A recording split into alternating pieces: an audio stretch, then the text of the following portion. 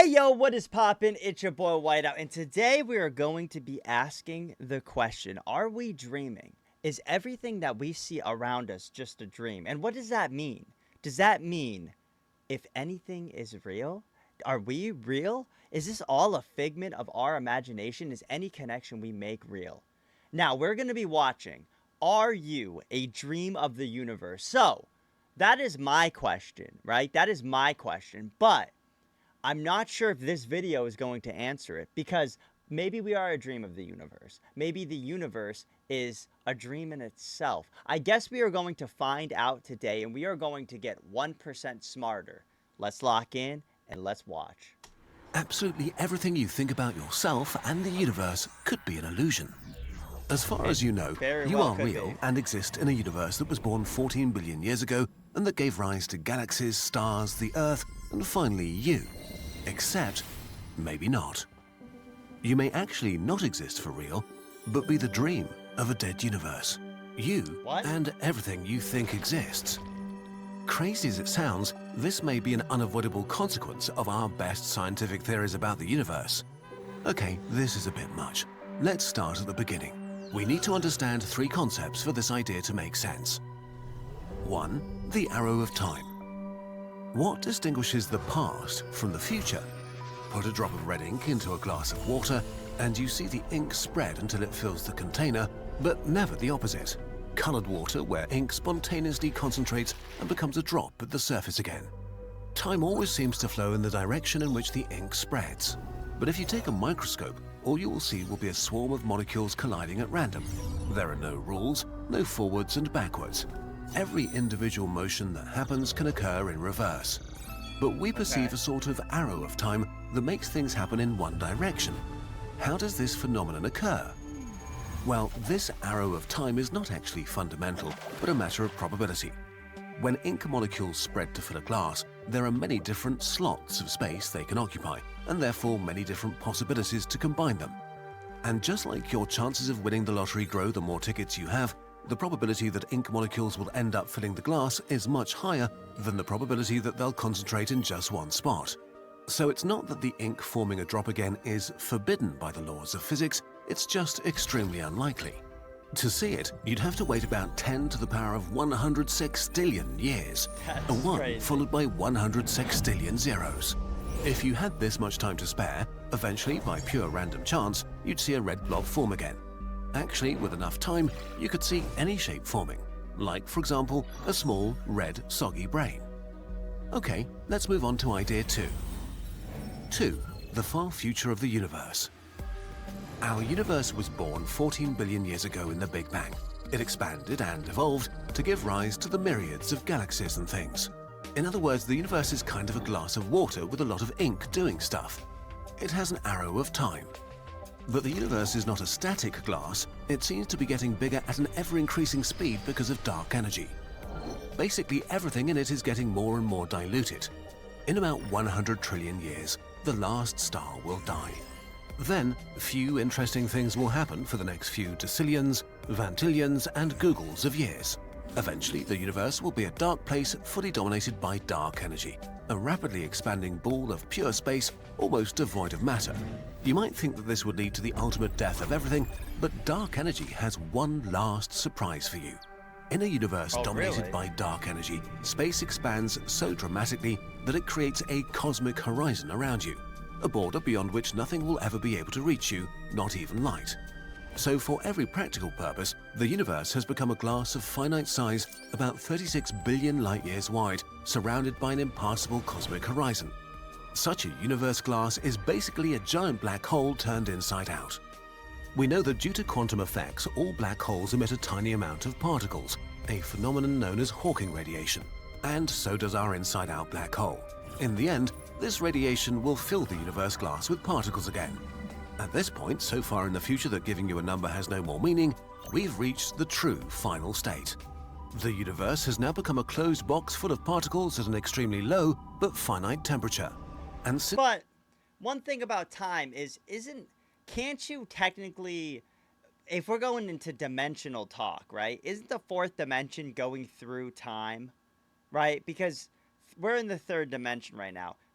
isn't there up to like 12 dimensions that they know of potentially, right? So wouldn't the fourth one be going through time? I think somebody speculated that at least. And if that's the case, then doesn't that make time obsolete? And doesn't that actually make it that you can go back in time, you can go forward in time, or are you still always moving in time also? Become a closed box full of particles at an extremely low but finite temperature. And since they have a temperature, they undergo random motions. Or in other words, a glass filled with water and ink and an infinite amount of time ahead. Oh my Things God, are what? about to become interesting again. 3. Typing monkeys and fake universes. Eternity is a long, long time. Yeah, So some would now, say. even the most extremely unlikely things can happen. The fluctuating particles are bumping into each other over and over and over again, creating every combination of particles that's possible. They're like a monkey typing at random on a typewriter. Almost all of the time it types gibberish. But with enough time, eventually it will write the first acts of Hamlet. And with even more time, the complete works of Eminem. If ink in our universe glass generates any random arrangements of particles, what could they be? Well, a spontaneous fluctuation could give rise to a planet, or to a galaxy, or even to a lot of them. So maybe our universe has already ended, and all we see around us is a pop-up universe. Not a universe that evolved from a Big Bang, but one that fluctuated into existence by pure chance. And that, like the drop of ink, will only exist for a while before dissolving again. Being random, pop-up universes could be similar to ours, but with funny glitches. In some of these universes, dinosaurs are riding snails. In another, stars are made of blueberries. In another, you're wearing a funny hat. So, he's trying to say we could be a bunch of particles inside of a universal sphere, right? That is created. But then how do you get consciousness out of that? Because there's consciousness inside of us, right? Through something. And if we're just particles that are being made of this, I mean, it's technically not a bad observation, right? But I just don't understand where consciousness comes out of with that. Scientists in such universes wouldn't understand those glitches, so maybe the greatest mysteries of physics are just nonsense bugs of our pop-up universe. But not all possible fluctuations of our dead universe have the same probability of occurring. Smaller fluctuations are much more probable than bigger ones. A planet is more likely than a galaxy. But you know what's even way more likely? A human brain. Really? Are you actually just a brain? You think, therefore you exist. But what else do you truly know? In the end, your brain is just interpreting signals from your senses and creating a world that you experience. So technically, you could be just your brain that thinks the world is real. And if we follow the logic of the ink in the universe glass, in particular, you could be a disembodied brain that, just by chance, emerged in a dead universe with your complete set of knowledge and memories. Oh my This God. is a pretty bizarre idea, but if we do the maths, it's kind of pretty solid. Let's compare the number of brains inside bodies in a living universe with the number of naked brains in a dead universe. Let's go really big and imagine that a total of 100 quadrillion humans will live around Earth, and that the same amount of people will live around every star in the universe. If we add this together, we get about 10 to the power of 41 brains inside bodies that will exist. However, in a dead universe that has had enough time to explore all possible fluctuations and that will exist forever, the number of naked brains that would emerge is, well, infinite. So the probability that you're a floating brain is not only vastly larger than the probability that you're a real human, it's so inconceivably larger that we can't even meaningfully quantify the difference. How do you compare a number to infinity? So, are you a floating brain that exists for one moment in time, then basically forever passes, and then you exist for another moment in time? Maybe not even in that order. Maybe your life happens backwards, and you just don't notice. Maybe you've lived trillions of times already. Are you the dream of a dead universe? Whoa. Hold up. Oh my God, the mind is working right now. Hold up. So this kind of brings into effect like egg theory, right? Because you're living multiple lives potentially, right? Could be a reincarnation-esque. It also brings in, do we have free will at that point? Because are we creating the world around us, or is this particles creating the world around us? Oh my God. So we might not have free will. We might technically be in some sort of simulation, and we might not even be here, yet we're perceiving it as we are. Wow. Really? Like, really? Well, probably not. First of all, there are a few loopholes. For example, dark energy could behave completely differently from what we think today and lead us to another future. Or maybe our dead universe will be too motionless to allow the creation of brains, even with infinite time. Or maybe the universe will end up dying in another way.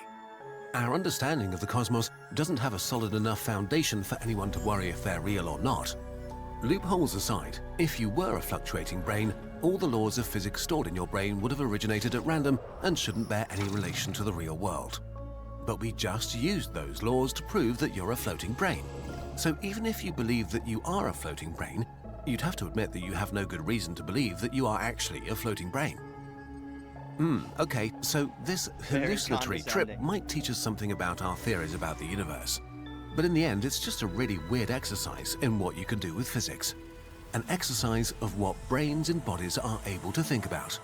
So don't worry, you're not a dream of the dead universe. Probably. What's crazy to think about that, right, is if you are a brain floating and it's just particles, kind of like the ink thing he was talking about, it just makes everything, it means that you are the only person that is here, right? And then how do you explain consciousness, right? Like, I know it's like a theory, and technically no theory is wrong, so it could be true, and it's a more probable likelihood that it would be true rather than it's not, right? Technically, because there's so many more possibilities of it being true. But at the same time, I just don't understand how you understand consciousness at that point. Wow, what a crazy theory. That is a wild one. I like that theory a lot. That was really good. If you guys like this video, make sure you absolutely smash that like button. And honestly, you know what? If we're particles floating, you might as well hit that subscribe button, because if you haven't, what are you doing, bro? Just subscribe, join the Whiteout Army. Thank you guys, though. Let me know what you guys think in the comments down below. Are we in some sort of particleization? Let me know. But thank you guys, and I will see all you in the next video. Peace. Hey, yo, what is poppin'? It's your boy Whiteout, and when you guys think about the future, do you guys think this has already happened? Wait, hold up. What did I just say right there? Right? Imagine that. Imagine if the future already happened. What would that mean? Anything matters? Would that mean everything is already predetermined? Can you change the future? It's time to maybe answer those questions when we watch Did the Future Already Happen? The Paradox of Time. It's time to lock in, and it is time to get 1% smarter. Let's go. Do your past, present, and future all exist right now? Are you watching this video, being born, and lying on your deathbed at this very moment? Surprisingly, the answer could be yes. But how can that be? What does that even mean? How does time work? The block universe. Imagine the universe like a child painting pictures on paper. Each picture shows everything that's happening in the universe in a single moment. With each new moment, all kinds of things occur everywhere. People are born and die, galactic civilizations expand, you miss the bus, and our universe kid makes a new picture that replaces the old one. In this way, you get something like a movie. Only the moment we're in right now is real. The past is what happened before. Now it's gone. The future is still to come and hasn't been drawn yet. This is kind of how time feels, right? Each moment being replaced by the next one. The past is far behind us, the future doesn't exist. But what if time is something else? What if the universe kid has already finished all its drawings and stacks them on top of each other? This way, we get a block of time that contains the whole history of the universe. All moments that have ever existed or will ever exist. But there is a saying that if you write every single word down, right? And like, let's say you start with A, and then you go AA, AAA, AAA, it'll be infinite, right? And then you go AB, ABB, or AAB, however you want to do it, right? Then from there, you will have the entire, at some point, you will have the entire everything that has happened in the universe. You will have the entirety of it. Now, you could have everything, but one thing is you ate a pretzel and you actually ate a Cheetos, right? So you would have to know which exact one it was, because there would be plenty of opportunity still, but that is technically a feasible and possible thing. In this block, in this stack of moments, the past, the present, and the future are equally real and exist at the same time. This feels wrong. The only things that we perceive as real are those things happening now. How can the past and future be real right now? The problem is that according to the theory of relativity, they kind of have to be. Heavily simplified, relativity says that time and space are not separated, but one connected space-time. When you move through space, you're also moving through the block. This means time passes differently for different people, depending on how they move through space relative to each other. And this also means that what someone perceives as now is a certain cut along the block, a cut that will depend on how fast they're moving. So what you think is now is really only your now. There are many different nows in the universe, and all of them are equally real. This also means there's no universal past or future. Okay, this is a lot. How does this work? Imagine 3 alien spaceships a million light years away. The first one just hovers in space, not moving relative to you. You both experience the same now, the same present. If you had a magical instantaneous internet connection, you could do a video call right now and chat about alien things. The second spaceship is flying away from us at 30 kilometers a second, about 3 times faster than a human rocket. It's moving differently through the block of time than you are, which means its now is different from yours.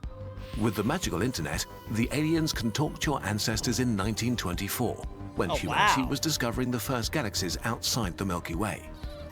The third spaceship wants to visit Earth and is flying towards you at 30 kilometers a second, moving at the opposite angle of the second ship through the block of time. It experiences yet another now. With the magical internet, the aliens can talk to your descendants in the year 2124, when humanity has already built cities on Mars and Venus. That does make sense if you think about it. That's literally only 100 years away if you think about it. That's 99 years away. We're less than 100 years away from 2124, which is insane. But it is actually makes sense because they're traveling to us, which means by the time they get to us, it will be that time versus like before. But it wouldn't make sense because wouldn't we be talking to them now? And by the time they get to us, wouldn't it be that? Oh, wow. Okay, wait, no, now I'm confused. Okay, so we have 3 different nows. So which one is correct? Well, that's the problem. Relativity is based on one powerful principle, cosmic democracy. The fact that the point of view of all observers in the universe is equally valid. All those nows have to be equally real. But if this is the case, your past, present, and your future all have to exist at the same time, right now. Because for the different aliens, they all happen in their present. This means that the distinction between the past, the present, and the future is an illusion. The universe is not a bunch of things evolving through time, like in a movie, but a static block in which the past, the present, and the future all coexist and are real. How can that be?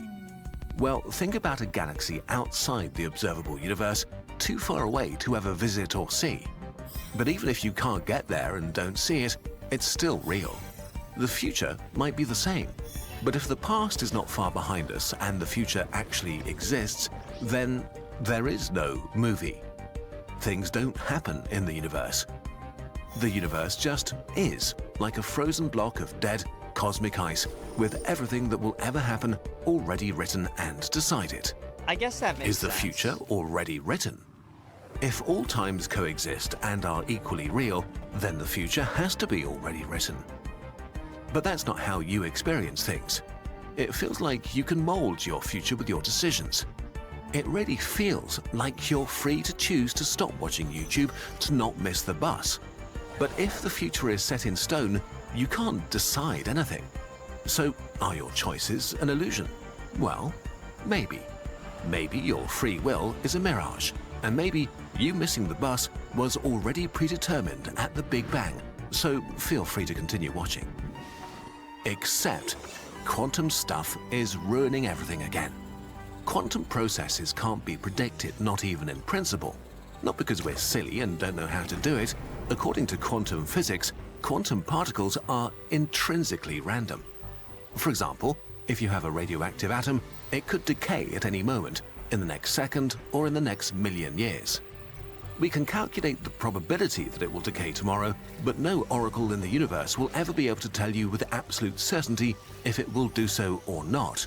As we know of, though. There's none as we know of, right? Because there could be something, and if it is all predetermined, couldn't this just be predetermined? Because that would be something so far beyond any of us that this could be, well, like to us, yeah, it's like, oh, we don't know when it could. But at the same time, to some other crazy being where this could potentially be, I don't even know how you would consider it, but like, couldn't that be something that's predetermined by them? But quantum particles can change the world. Imagine a radioactive element randomly decays and causes a genetic mutation in a nearby mammal. And then many generations later, that mutation has led to a weird mix of duck and mammal that makes no sense. Platypus. Yep. Or the atom decays a day later, and the weird creature will never exist. If quantum stuff is really uncertain, the future can't be set in stone. But if the future is an untold story, it can't be real in the same way as the past is. So what happens when uncertain things like the decay of our atom become real? Is that moment the present? Is this now? But before we saw that cosmic democracy makes it impossible to define an absolute now. What's going on here?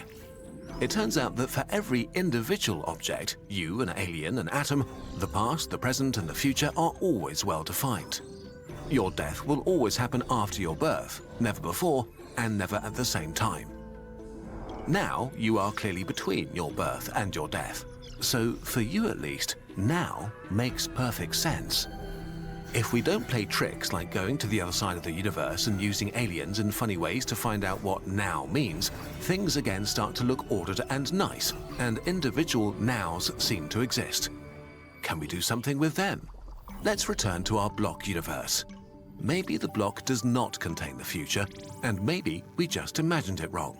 Maybe the block is just the past, and a thin layer on the surface is the present. All right, my camera memory went crazy for a second, but what I was gonna actually say anyways is when you're older, the time ends up moving way faster. Somebody told me once that from the age you are 1 year old to the age you are 18, right? From when you're born to when you're 18 is the same amount of time, and it sounds weird, but let me explain in a second, than you are from 19 to 60. Because I don't know if it's your brain learning or what it is, but that amount of time, because you're looking at about this amount of time and like, let's say this amount of time, right? Way more time. I don't know if that's seeable, but you're looking at way more time. So you think it would be longer, but it actually goes by so quick, which is insane to think about. And honestly, I got to say facts. I mean, I got to say facts for real. It does feel like it's going by way faster. It felt like super slow when you're in school and stuff. The second you get out, it just spikes and it goes so fast. Smooth, but bumpy and uneven. It's been made by joining countless individual nows, each experienced by someone or something in the universe, each equally real and valid. And all observers do their bit, so cosmic democracy is still true. As new things happen and uncertain things become certain, radioactive atoms decay, new species of mammals arise, people miss the bus, the border moves upwards, creating new time in the universe. Instead of a frozen block of time with a future that has already been written, the block is growing and things happen. You can again decide your future. Maybe leave earlier so you won't miss the bus. What is real then? Let's recap. We started with time as a movie, one now after another, where only the current now was real.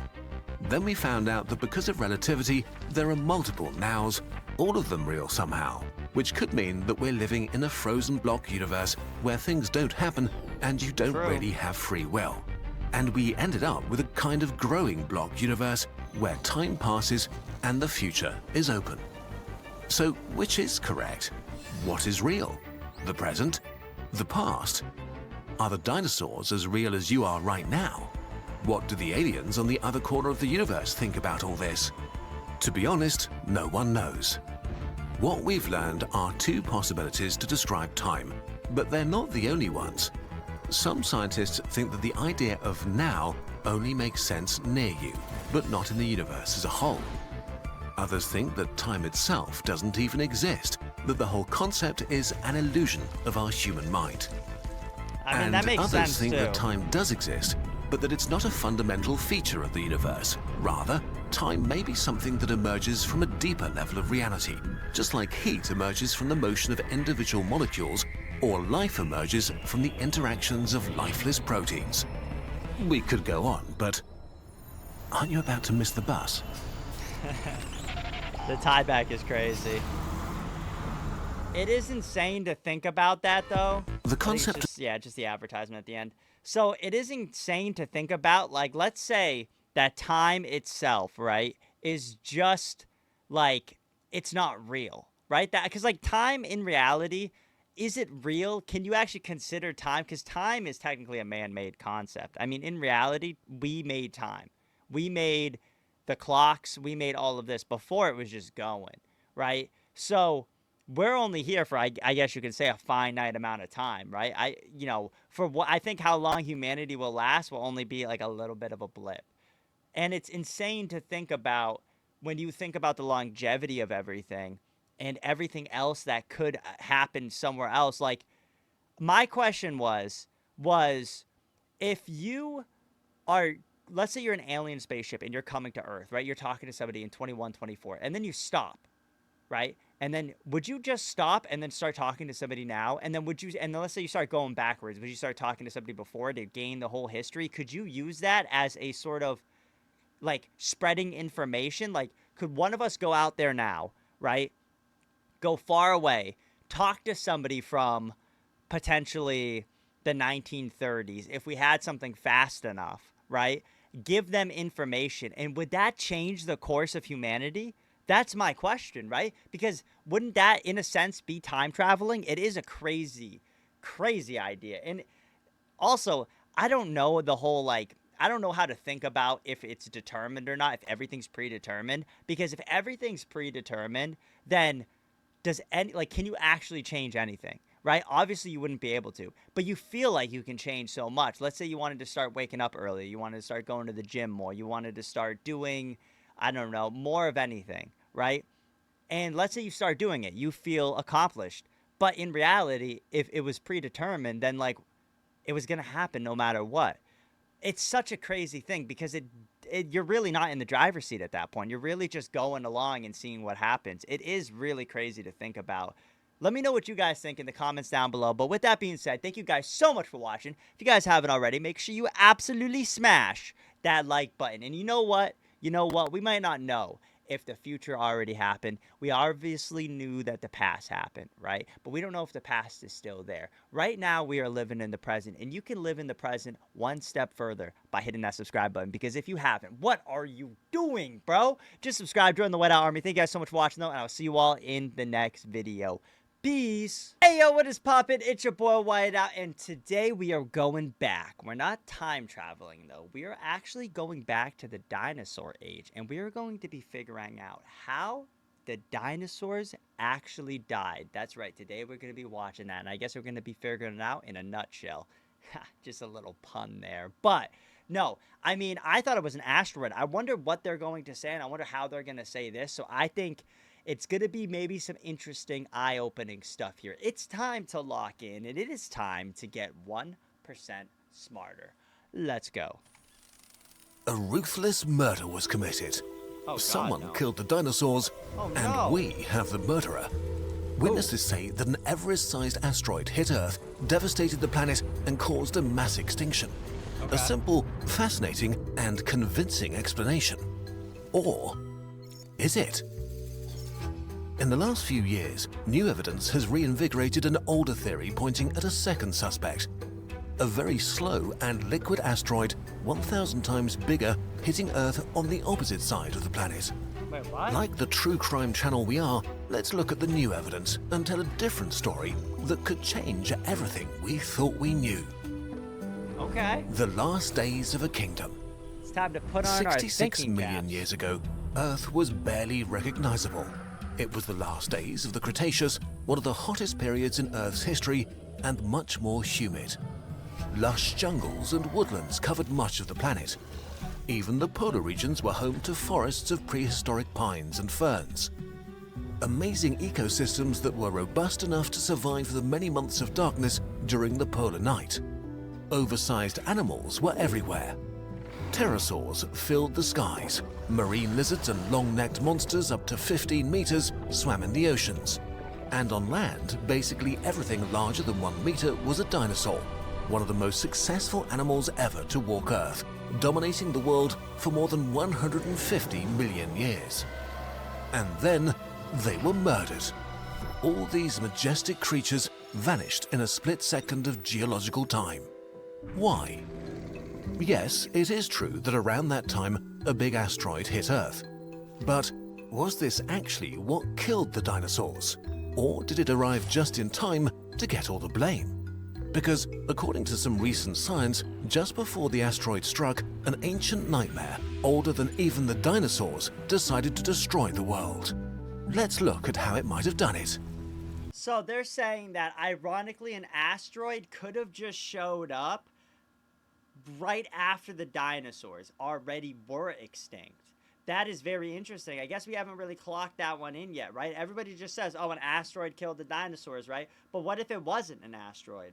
There is a face in here, too. I don't know if you guys see that, but there's a face in here. I just wanted to throw that out there. The beast slowly awakens. Oh, okay, it is. It is a beast, okay. The ancient continents almost resembled the world of today, but not quite. India was still a continent-sized tropical island full of lush rainforests and exotic life on its way to smash into Asia. Yo, India and Asia sitting in a tree. What? Wait, so India used to be an island? Think about that for a second. Really? It used to be an island? Paradise also hosted something else. The Deccan Traps, a volcanic region 1,000 kilometers wide and about to come to life in a dramatic fashion. The apocalypse began quietly and silently. About 800,000 years before the impact, the Deccan Traps began to exhale about 10 million tons of CO2 and sulfur dioxide each year, which in the grand scheme of things was not that much, so for a long time no one noticed. The problem was, these emissions wouldn't stop. For 500,000 years, they started to dangerously pile up in the atmosphere. About 300,000 years before the asteroid, the Deccan Traps started to vomit lava. This was nothing like a normal eruption. It was a lava flood. Imagine a landscape with volcanoes stretching beyond the horizon. They were constantly active, releasing a steady flow of massive amounts of poison and lava, interrupted by much more violent and deadly eruptions. The lush paradise of India was the first victim as gigantic clouds spread toxic fumes and poisoned the coastal regions. Clouds of ash darkened the sky as rivers of magma started massive wildfires, eradicating many local ecosystems and paving the continent with dead dinosaurs. So, in a sense, right, dinosaurs could have died, you know, by this way and then just have been buried under all that ash and rubble of, I mean, one, this, but not only this. So, if the asteroid didn't hit and dinosaurs just died for this reason, would we be able to find dinosaurs potentially still alive to this day? Because, like, there had to have been some that at least survived through this. So if there were some that survived through this, would there be some that just then died from the asteroid? I don't know. Still, at this point, it all looked like a local catastrophe, one of many that have hit our planet over its billions of years of history. Had it stopped here, there might still be dinosaurs today. But the nightmare hadn't even begun yet. The beast turns furious. The Deccan Traps would just not stop spewing lava. And so, after hundreds of thousands of years of never-ending volcanic emissions, the catastrophe became global. First, the planet experienced a wave of heating, with oceans getting at least 2 degrees Celsius hotter in just 100,000 years. Which is bad, but just about the time frame that leaves ecosystems a chance to adapt. But then, nature would pull a cruel prank. Some of the gases of the Deccan Traps heated the planet up, while others cooled it down. But the mix was uneven, so after the initial warming, a period of cooling followed, massively stressing the ecosystems that barely managed to adapt to the hotter temperatures. At the same time, the sulfur in the atmosphere came back down as acid rain, while the CO2 was acidifying the oceans and killing the plankton, which was, and still is today, the basis of the food web in the oceans. And if plankton disappears, a massive extinction is all but guaranteed. But that's crazy that plankton would kill everything. It's crazy that how perfect the food chain is. Like, I think, what is it? Is the only thing that if it goes extinct, nothing would be harmed is mosquitoes? Because I know bats eat mosquitoes, right? But, like, mosquitoes just suck our blood. I think if mosquitoes went away, I think that's the only thing that could go away and nothing else would have a problem. There would be no mass extinction. If bees went away, mass extinction. If some sort of animal went away, mass extinction. It's crazy that I think only mosquitoes are. I might be wrong on the mosquitoes. I could be. But, like, it's just crazy that, like, an animal this big, everything else is dead just from that one animal. It's so wild. now, the grand finale was about to begin. About 50,000 years before impact, the true apocalypse came. Like a cosmic horror breaking out of its prison, the Deccan traps roared and screamed and began to spew out tens of trillions of tons of magma and even more deadly gases in an onslaught that lasted for several thousand years, rolling over ecosystems, devastating everything they reached. For a time as long as all of human civilization, this lava Armageddon brought massive wildfires. Earthquakes and tsunamis smashed and shook the continent. So much heat was released from the roaring hot interior of our planet that it might have created hypercanes, cyclones tens of kilometers wide with winds reaching almost 1,000 kilometers an hour, 3 times more than the deadliest hurricane ever recorded by humanity. These storms were so massive and intense that they could reach tens of kilometers into the stratosphere and rip holes into the ozone layer with devastating consequences for all life now without protection from the sun's radiation. And of course, where the hyperstorms occurred, devastation and death would follow. And as if all this wasn't enough, out of the guts of the Earth came colossal amounts of venom. Giant clouds loaded with mercury and hydrochloric acid rolled over the planet, delivering the final blow to the remnants of a once magnificent and fertile world. As food chains crumbled and the whole world around them collapsed, some of the last dinosaurs to ever walk the Earth may have died vomiting toxic foam while being bathed in acid rain.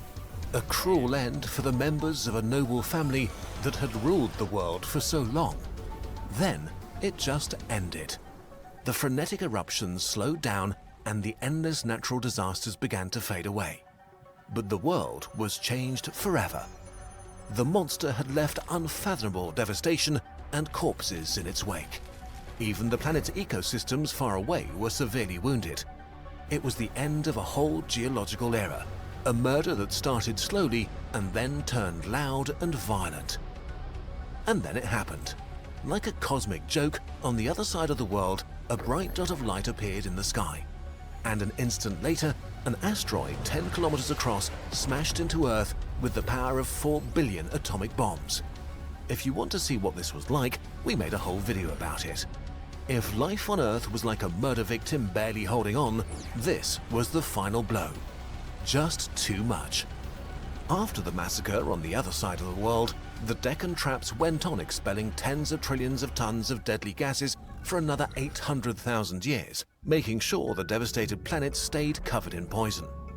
When they eventually finished and truly went back to sleep, 75% of all species on Earth had perished. Most famously, almost all dinosaurs, except birds, the only dinos that are still with us today.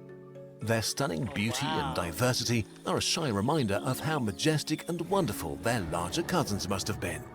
So, who was the murderer? Were the dinosaurs doomed by the traps, or would they have survived without the asteroid? Was it... So, it's crazy, one, to think about how birds are dinosaurs. What? First off, let's take a second on that. But where does this, I'm assuming they know where the asteroid hit is what I'm trying to say. I'm assuming they know where the asteroid. Where is it? Where did the asteroid hit? because I don't see any remnants of an asteroid anywhere, and I don't think I've ever heard of anybody finding where the asteroid hit. Is the asteroid AI? Did that not actually happen? Now I'm considering, did it actually happen? Because wouldn't we see an asteroid or a big crater or something in the Earth? Unless if it was in the water, but wouldn't we be able to find it? Somebody please let me know. I know somebody probably knows the answer. Somebody let me know about that, because I'm actually really wondering. Teamwork? Well, we don't know. Scientists have been fiercely debating this question for years, but for now we have no definite answer. The timeline of events that we've shown here is based on some of the most recent reconstructions of the evolution of the Deccan traps. There are other ones that paint a different picture, but right now, scientists are still fiercely arguing over this. Check our sources to learn more. So, like much of true crime, we can't end this story with an easy and satisfying resolution. Time has the nasty habit of erasing evidence, so maybe we'll never really know. But there is something else hidden in the dust, something truly terrifying. As we learn more and more about the past, we found that at least 4 of the 5 big mass extinctions happened at the same time as the Earth was furiously spewing gargantuan amounts of magma. The monster that might have killed the dinosaurs seems to be a serial killer. The worst massacre ever, the Permian mass extinction 250 million years ago, was caused by the Siberian traps, a hellish flood of lava that killed 95% of all the species on Earth, almost bringing life to its knees. Until recently, many scientists thought that this was an outlier, but new evidence suggests it may have been the rule. Other big mass extinctions happened when the monster awoke from its sleep, and the longer and more violently it rampaged, the more slaughter we can see in the fossil record. So maybe the dinosaurs were not massacred by a casual murderer from outer space, but by a serial killer hiding beneath our feet. Do you need to worry about all of this? Definitely not. While the monster is real, it's amazingly slow and currently very sleepy. If it were about to awaken again, scientists monitoring the Earth's interior would get a warning really early, maybe even millions of years in advance. Time enough to prepare and move out of the way. I think that's something we'd be able to get by. Like, we'd be able to actually survive through. If something like that was going to happen, I think that we would be able to, like, you know, build places that, like, whether it's like big stadiums or something, and then have filters and be able to get out all the toxins and maybe do something with the acid rain and stuff like that. I think we'd be able to actually survive that nowadays. But, like, back then, obviously not. It is really crazy to think about how, I don't know, it just kind of struck to me, like, I've never actually seen or heard of where the asteroid landed. Like, maybe in school I did a long time ago, but I have no idea when I'm thinking about it now. So, please, somebody let me know if they actually know that, because that is really interesting, I guess, in my head at least. I don't know if that kind of sparked anybody's ideas or anything, but yeah, let me know. That's really interesting. With that being said, thank you guys so much for watching. If you guys haven't already, make sure you absolutely smash that like button. And honestly, it's pretty cringy if you haven't. I mean, I'm not upset at you, but the dinosaurs definitely are. It's okay. You don't have to worry. They're not going to come at you or anything.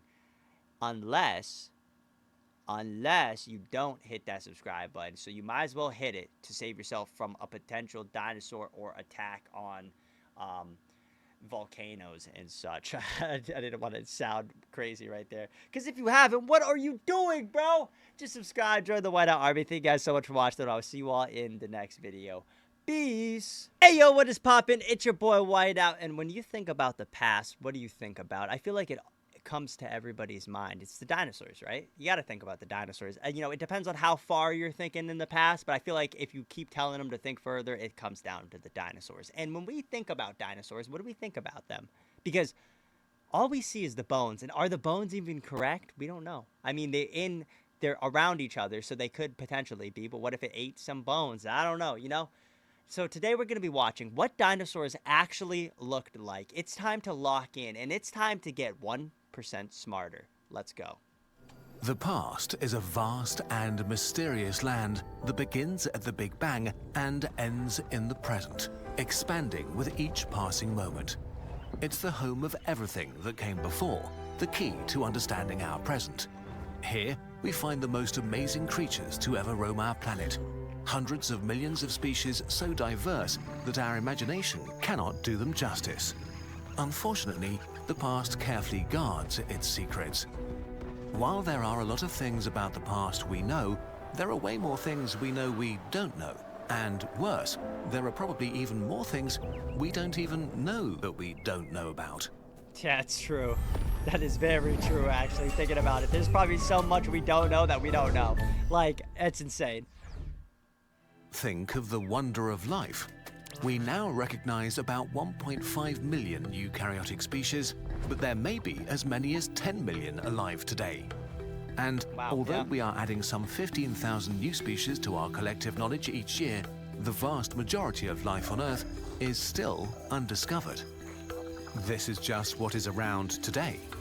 An estimated 4 billion species emerged on our planet in past eons.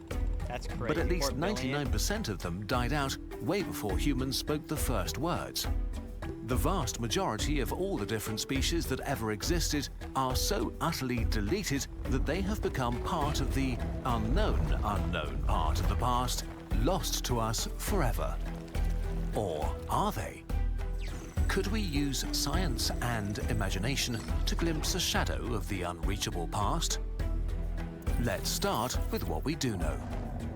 To learn about creatures of the past, we need fossils, any sort of remains preserved from past geological ages, bones or shells, impressions or imprints, things preserved in amber.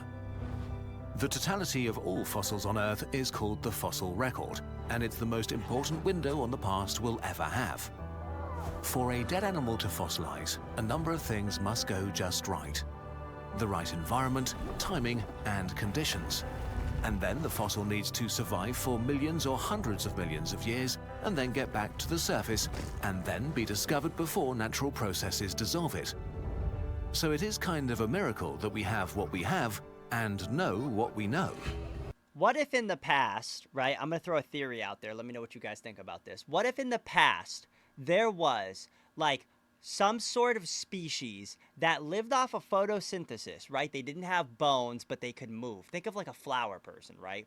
And they don't need to build a house. They don't need to do anything because they're going to be, I guess, hiding themselves from the sunlight, and that's how they use it to survive, right? And what if, like, there was a few billion or even million of this species around, and they could communicate. They had mouths, but they talked in a different way, obviously. Obviously, they didn't use English. They used, you know, maybe they were telepathic or something, right? And then through time, instead of evolution, they de-evolution. What is that word? I don't know what that would be called. But they actually went down to sticking in place instead of, like, you know, as a flower would now, instead of before. And we can't find all of it because it all just decomposed and turned into nothing.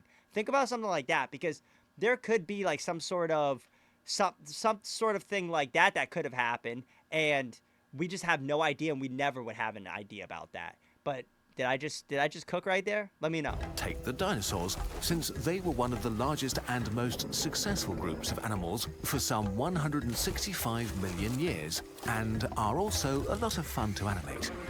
What were they really like, and what are we missing? In the last 200 years, we've found tens of thousands of fossils from over 1,000 dinosaur species.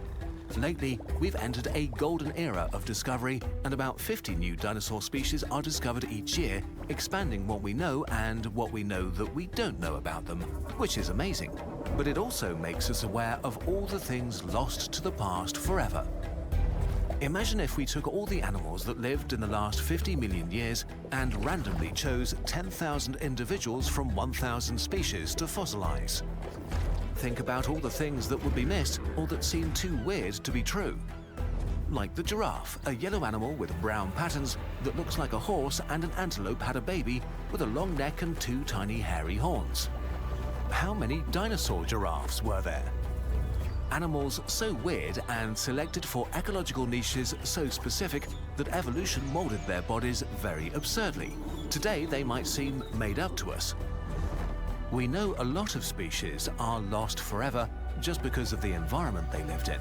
For example, lush jungles basically prevent fossilization, as the chances that an animal will be buried here are low. Countless scavengers of all sizes break down freshly deceased animals extremely quickly, and the soil is often so acidic that bones are dissolved.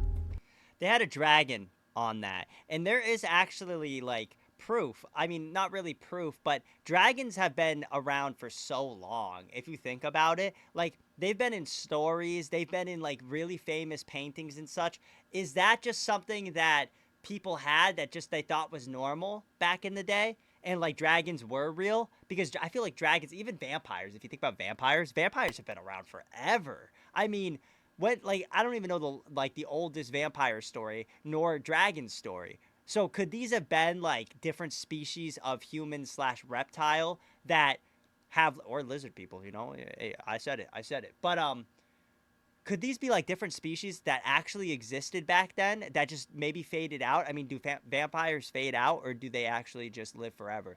I mean, I don't know about that one, but could that actually be a thing? And so fossils of dinosaurs from jungles are practically non-existent. Today, half of all known species live in the few remaining rainforests that only cover 2% of Earth's landmass.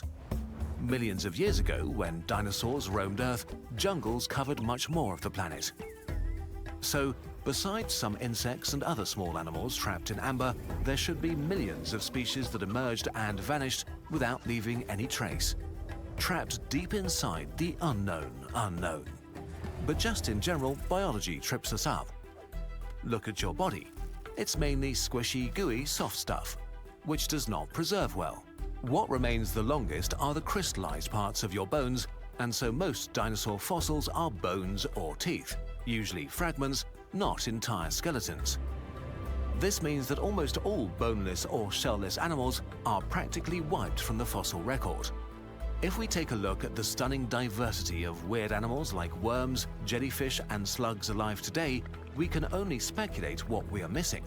Although thankfully, many mostly soft and gooey species also left us an incredible diversity of shells that tell us an amazing amount about our past, so at least we have that.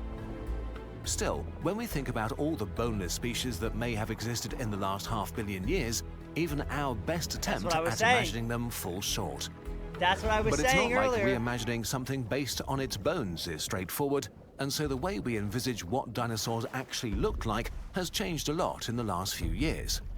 In the past, many illustrations had a bony, minimalistic look with a toothy grin to signify fierceness and danger. But if we draw today's animals in a similar way, based on their skeletons, just for the fun of it, we get the most bizarre creatures. Elephants, swans, and baboons that look like monsters right out of nightmares. So, similar to animals today, we should imagine dinosaurs with much more soft tissue, fat bellies or chests, weird soft parts like skin flaps, lips and gums, and just more pronounced features that would make them seem like much more pleasant fellows. Some soft features actually leave distinctive traces on bones that we can look for in the skeletons of extinct animals, which is where today's animals with similar features are really helpful. It's a similar story with colors. Because we know what the feathers of living birds look like, modern technology combined with the exceedingly rare fossils with preserved remains of fuzzy feathers give us a glimpse of the real colors of extinct dinosaurs. We know that tiny Sinosauropteryx had a striped tail, and its tiny dino buddy Anchiornis huxley was white and black with gorgeous red feathers around its head. Still, isn't it crazy that no human was alive when dinosaurs were alive? Isn't that so crazy? I mean, as we know of. But isn't that so crazy to think that it was a whole nother world in that time? It is actually really wild to think about that. And I mean, yeah, like he was saying, I've seen a bunch of times, like people reimagine, like you see it and you think of a reptile. And it's like, yeah, that makes sense. You know, it makes sense if it would look like a reptile, but also, who says like T-Rexes didn't have feathers? Also, I've had this thought for a while now. How the hell does a T-Rex stand up? If a T-Rex fell over, how does it stand up? You're telling me those little arms are going to get it back up? You're telling me those legs can move in a way? Does he have a knee bone that he can get back up? How does a T-Rex stand back up? How does he sleep? Because I feel like the second he lays down, there's no getting up. It's like a turtle being on its back. I mean, I think some turtles actually can snap themselves around. But how does a T-Rex stand up? Does somebody know that? or did I just cook? I mean, like what? How does a T-Rex stand up? Somebody tell me that. Somebody tell me that in the comments right now. Well, for the vast majority of really any ancient extinct species, we have no real clue what color they were. But we know what modern dinosaurs, birds, look like, and here we find the most amazing variety. So some dinosaurs will have tried to blend into the background, while others might have fielded aggressive color schemes to attract mates or to appear dangerous. Some might have had impressive decorations or colorful beaks. Some may have been striped or patterned. Similarly, we don't know that much about dinosaur behavior, although once again we can draw conclusions from existing animals. For example, even apex predators like lions spend a lot of their time lying around and cuddling and licking each other and playing. Why would dinosaurs be so different? When we first found the skull of T-Rex with its mighty teeth and probably the strongest bite of any land animal ever, we imagined a fierce and stupid beast. Okay, wait, hold on. Let's break down the anatomy. Bite of any land animal ever, we imagined a fierce and... Okay. He has knees. How did he stand up? And probably the strongest bite of any land animal ever, we imagined a fierce... Okay, so he kind of lays in a squat position to sit. So could he turn? If he turned, can he like lift his legs up? How does he stand up? If he's on his side, how does he stand up? I don't understand that because it's such a weird anatomy. Like if he fell right on his side and if he could turn, can he lift his legs above him to then get placement and then deadlift himself up or something? Is that possible? Because like, how does that make sense? I guess if they have a knee bone, right? If that's a thing, then that's how they can kind of get up from like that lay down position if they're laying down. But does that mean their feet always have to touch the ground? If he ever falls over, he's cooked. I feel like he's cooked because if his legs can't go above this little like whatever, the stomach, then how does he actually stand up? And these are answers that need to be these are questions that need to be answered, not what they look like. Like, are the bones actually correct on a T-Rex? Because, like, I'm looking at that, and I don't know. That looks AI to me. I don't know. Stupid beast. But modern scanning technology has revealed that T-Rex had a larger brain-to-body ratio than some earlier giant meat-eaters. And it probably had very sharp hearing, vision, and a sense of smell, and was in all likelihood not a stupid animal. So maybe T-Rex was a cuddly fellow that spent a lot of time playing around or impressing potential mates when it was not hungry. Likewise, while their horns and shields might have made ceratopsids appear to be natural-born fighters, they were probably much more than that. Based on the behavior of modern animals and the complex dances some have to go through to mate, maybe their shields were amazingly colorful. Maybe it danced for its mates like many birds do today. How intensely amazing these creatures must have been. And what a loss it is to us that we don't get to experience them firsthand. What an even greater loss that there is so much we will never know about them, and even more tragic, all the absurd and beautiful beings that disappeared without a trace. But such is life. Time marches on without any concern for our feelings, and the past expands with every moment that passes. Most wild animals alive today will in all likelihood not leave fossils behind and also just disappear forever. That big one. This guy right here, this homeboy right here with the big neck. How does he stand up? How does he stand up? If he falls to his side, how is he standing up? See, these are answers that need to be questioned. I mean, these are questions that need to be answered. I don't know why I keep reversing that. But how do they stand up? Maybe I'm asking the dumb questions. But somebody needs to ask the dumb questions so we can get to the smart ones. And that's a first question. Likelihood not leave fossils behind and also just disappear forever. We can do something about that, though. Instead of accelerating the extinction we are witnessing, we could become the guardians of life and preserve it where we find it. If possible, in the wild, if not, then in museums, movies, and in our minds. Because as amazing as our imagination is, and as fascinating to think about the animals that are part of the unknown, it is even better to witness them in the present. The land that we actually inhabit, where we get to experience life as it happens. It's just interesting to think about, like, there is so much that we don't know, and there's so much that we aren't ever gonna know. And like, it could be completely different than what we assumed it could be. And there could be way more. There could be way more that could have been going on at the time. There could have been something controlling all of these, like flower people. I don't know why I'm so stuck on flower people, but like it could have been something like that. It is super interesting. And I guess we won't know fully, but I guess we can make assumptions. Anyways, with that being said, thank you guys so much for watching. If you guys haven't already, make sure you absolutely smash that like button. And honestly, it's pretty cringy if you haven't. I mean, I'm not upset at you, but like, what are we doing here? All right, we trying to learn about dinosaurs. You guys out here just not hitting that subscribe button. Like, really? Because if you haven't hit that subscribe button, what are you doing, bro? Just subscribe, join the Whiteout Army. Thank you guys so much for watching, though, and I'll see you all in the next video. Peace. Hey yo, what is poppin'? It's your boy Whiteout, and today we're going to be watching how to destroy the universe. Now, I can't even fathom, right, the end of the universe. I'm sure a lot of people can't, right? How is it going to happen? Is there going to be a massive black hole, right? And it's not just talking about our planet. It's not just talking about our solar system. It's talking about the entire universe. So, I guess with that being said, it's time to lock in, and it is time to get 1% smarter. Let's see how to destroy the universe. The universe is going to die one day. But how? Well, it turns out our cosmic fate will be decided by a fight between two titans. The two warriors deciding the fate of the universe.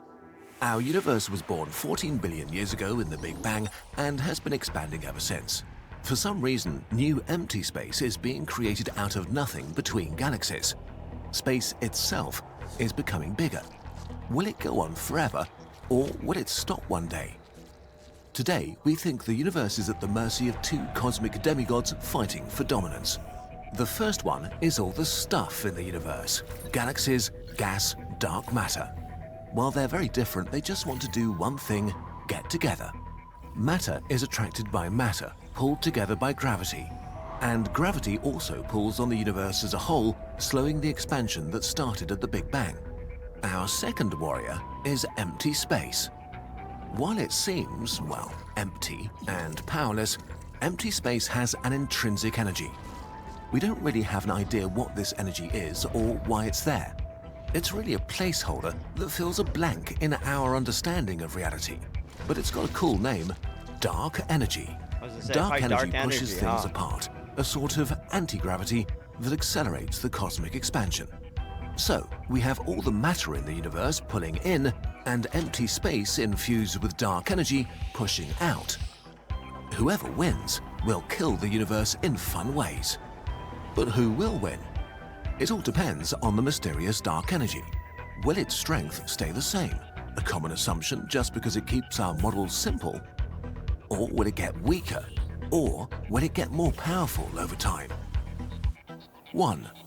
Constant dark energy. Heat death.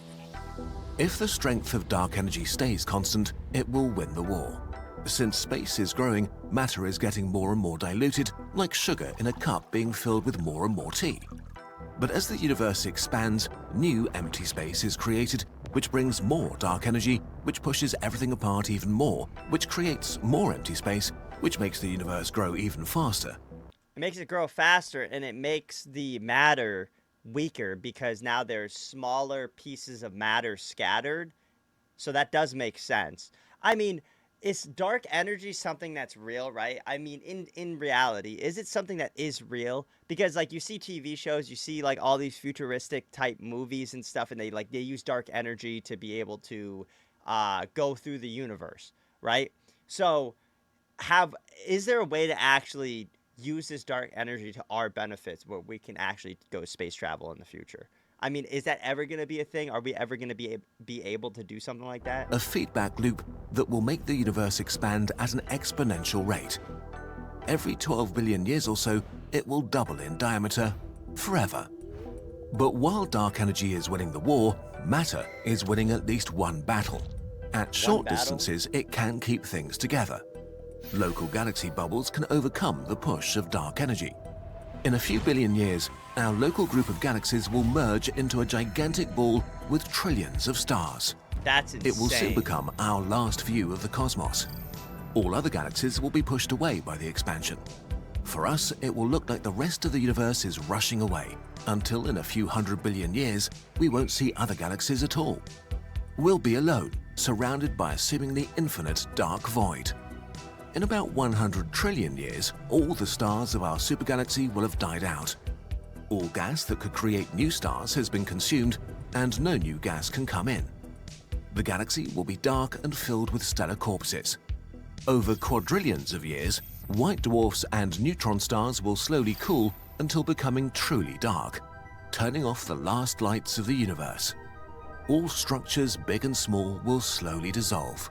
One by one, all dead stars and planets will leave the supergalaxy, which slowly dissolves over sextillions of years. Every object will end up on its own, which means that dark energy takes over again. Could they ever be like relit though? That's my question. Could they ever be relit? Also, could there be like different pockets of ginormous, like extreme galaxies, let's say, right? Like, you know how like they're all gonna pile together? Can there be spots where there's like one huge one here, and then like, let's say all the way down the line, one huge one there, and then they kind of scatter out from that way too? More and more empty space between everything. Objects will be so far apart that it will be as if each had a universe for itself. Not much happens anymore until in a Google years, all black holes will have evaporated. In the end, entropy and dark energy won't stop until their job is finished. Over time spans you might as well call forever, all remaining structures might even dissolve into single particles that will be pushed away from each other by an ever-growing empty space. Imagine a whole universe with just a single lonely particle traveling through nothingness. This is the final state, the true end, the Big Freeze, or heat death, a completely featureless, cold, and eternally expanding universe. Nothing will ever be able to happen again. Forever. Phew, well, that was a bummer. What else could happen? 2. Increasing dark energy. Big Rip. What if dark energy gets stronger? In this case, empty space won't just win over matter, it will literally rip it to pieces. In the Big Freeze scenario, matter lost the war but won some battles. But here, matter wins nothing. Dark energy is growing stronger over time, overcoming the pull of gravity and creating new empty space at smaller and smaller distances. In this scenario, things will escalate quickly. It could start as early as 20 billion years from now. First, dark energy will create empty space between individual galaxies. Our galaxy will leave its local cluster and begin to drift alone in a rapidly inflating and ever darker cosmos. Some billion years later, empty space starts to push between individual stars, dissolving the galaxy. If you live on a planet in a star system, the night sky will start looking sad and gloomy, as other stars are pushed too far away to be seen. A few million years after the sky turns dark, dark energy starts to create empty space inside star systems. Your planet is pushed away from its star, and all life in the universe freezes to death. There's not much time left, as a few months later, dark energy is creating empty space inside solid objects. Stars, neutron stars, planets, asteroids, everything solid is being ripped into pieces. If you're on a spaceship, you only have a short time before you are ripped apart. Half an hour later, even atoms are destroyed, as new space is being created so furiously that electrons and nuclei are separated. Now the universe has just a fraction of a second left. In this final moment, only dying black holes remain, drained and defeated by dark energy. So far it seems as if dark energy is the bad guy in this scenario, right? He is the villain, right? Because he's tearing everything apart and he's destroying it. But he did mention that even no matter who wins, the universe will still be destroyed. So I'm excited to see about what the other one is going to do and how that will be destroyed that way. Tiny, septillions of times smaller than an atom, and they explode with the power of a trillion supernovae in a trillionth of an octillionth of a second. Finally, the very fabric of reality is torn to its core, obliterating space-time itself. The Big Rip. Space and time have lost their meanings, making it impossible to predict what will happen next. 3. Decreasing dark energy. Big Crunch. Poor matter. But there is one scenario where it wins. If the strength of dark energy decreases with time, and if this reduction is strong enough, the pull of gravity will win and all the things in existence will move towards each other, unfortunately making the universe collapse into itself. No one knows when this might begin, but it could be as soon as a few 100 million years. What will it look like? As the universe begins to contract, over billions of years, galaxies and galaxy clusters approach each other until they eventually collide. They're mostly made of empty space, so a collision is like the gentle merger of two clouds. At any rate, first galaxies and later individual stars get closer and closer. As the universe goes on collapsing, you might worry about stars and planets eventually crashing against each other. This will happen, but it's not your worst problem. If space itself shrinks, this also concentrates all the radiation emitted in the past by all the stars, supernovae and quasars that ever existed. Now, empty space is filled with radiation. The dark nothing between stars is heating up, making life unpleasant and then impossible as planets just burn. Slowly at first, then rapidly, space gets as hot as it was after the Big Bang. Stars are pretty hot, but now the space around them is hotter.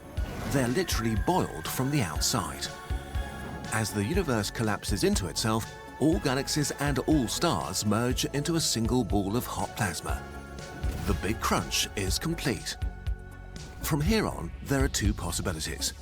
Either the universe will collapse completely into a singularity, a point of zero size and infinite density without space and time, the way it might have been before the Big Bang.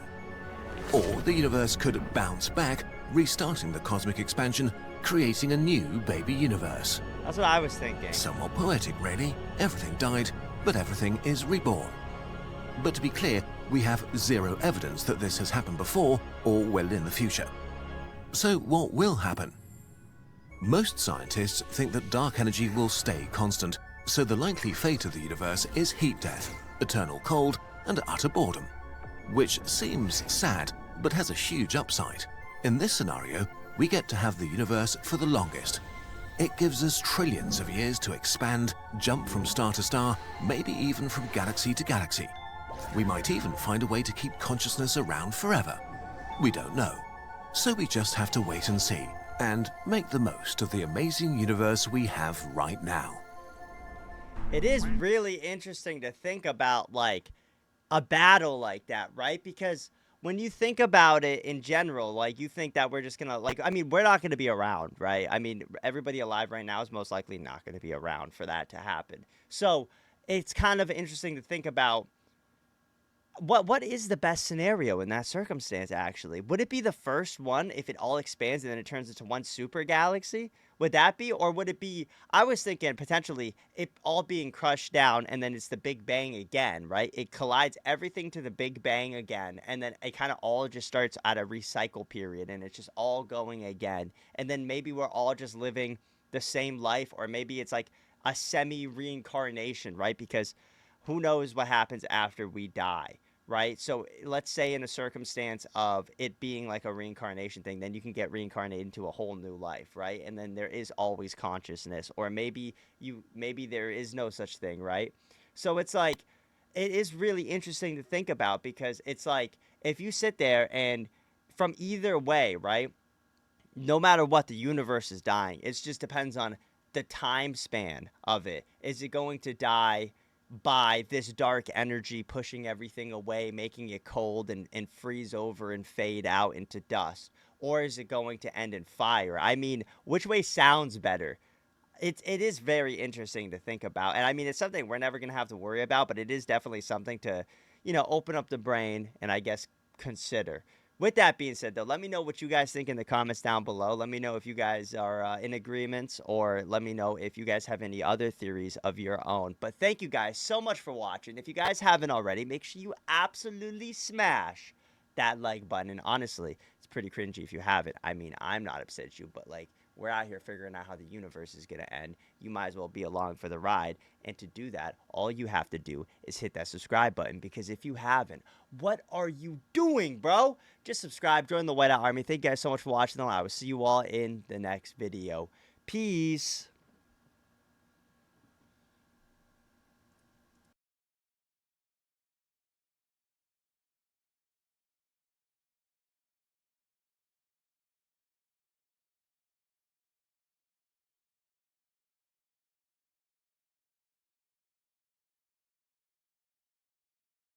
Hey yo, what is poppin'? It's your boy Whiteout, and today we are going to be thinking about something.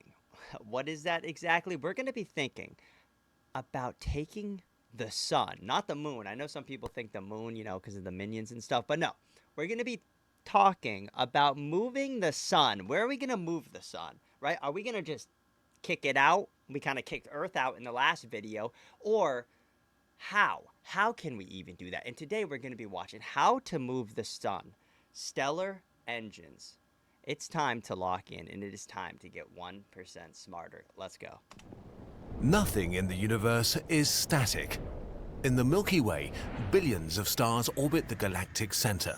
Some, like our sun, are pretty consistent, keeping a distance of around 30,000 light-years from the galactic center, completing an orbit every 230 million years. This dance is not an orderly ballet, more like a skating rink filled with drunk toddlers. This chaos makes the galaxy dangerous. Our solar neighborhood is constantly changing, with stars moving hundreds of kilometers every second.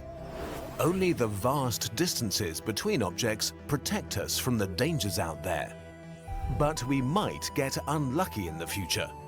At some point, we could encounter a star going supernova, or a massive object passing by and showering Earth with asteroids. If something like this were to happen, we would likely know thousands, if not millions of years in advance. So what they're saying right off the bat is the sun's a low-key gentleman. I mean, he keeps his respectful distance away. He doesn't get too close, especially if we don't want him to, like, step back. And he's like, no problem, dude. I'll chill right here. I'll just chill right here. I'll hover. I'll make sure you're good, but I'll chill. Dude, low-key gentleman. Like, W Sun in the chat. But we still couldn't do much about it. Unless we move our whole solar system out of the way.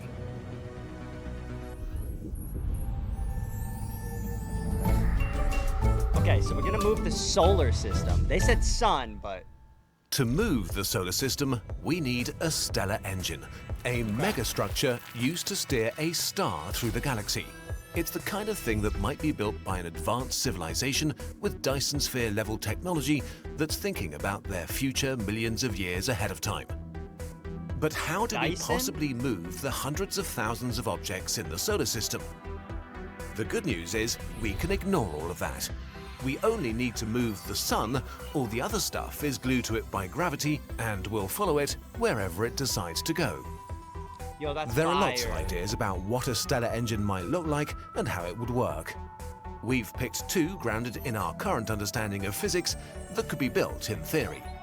The simplest kind of stellar engine is the Scutoff thruster, a giant mirror. It works on the same principle as a rocket. Like rocket fuel, the photons released as solar radiation carry momentum. Not a lot, but a bit. For example, if an astronaut turned on a flashlight in space, it would push them backwards very, very slowly. A stellar engine will work a little better than a flashlight because the sun produces a lot of photons.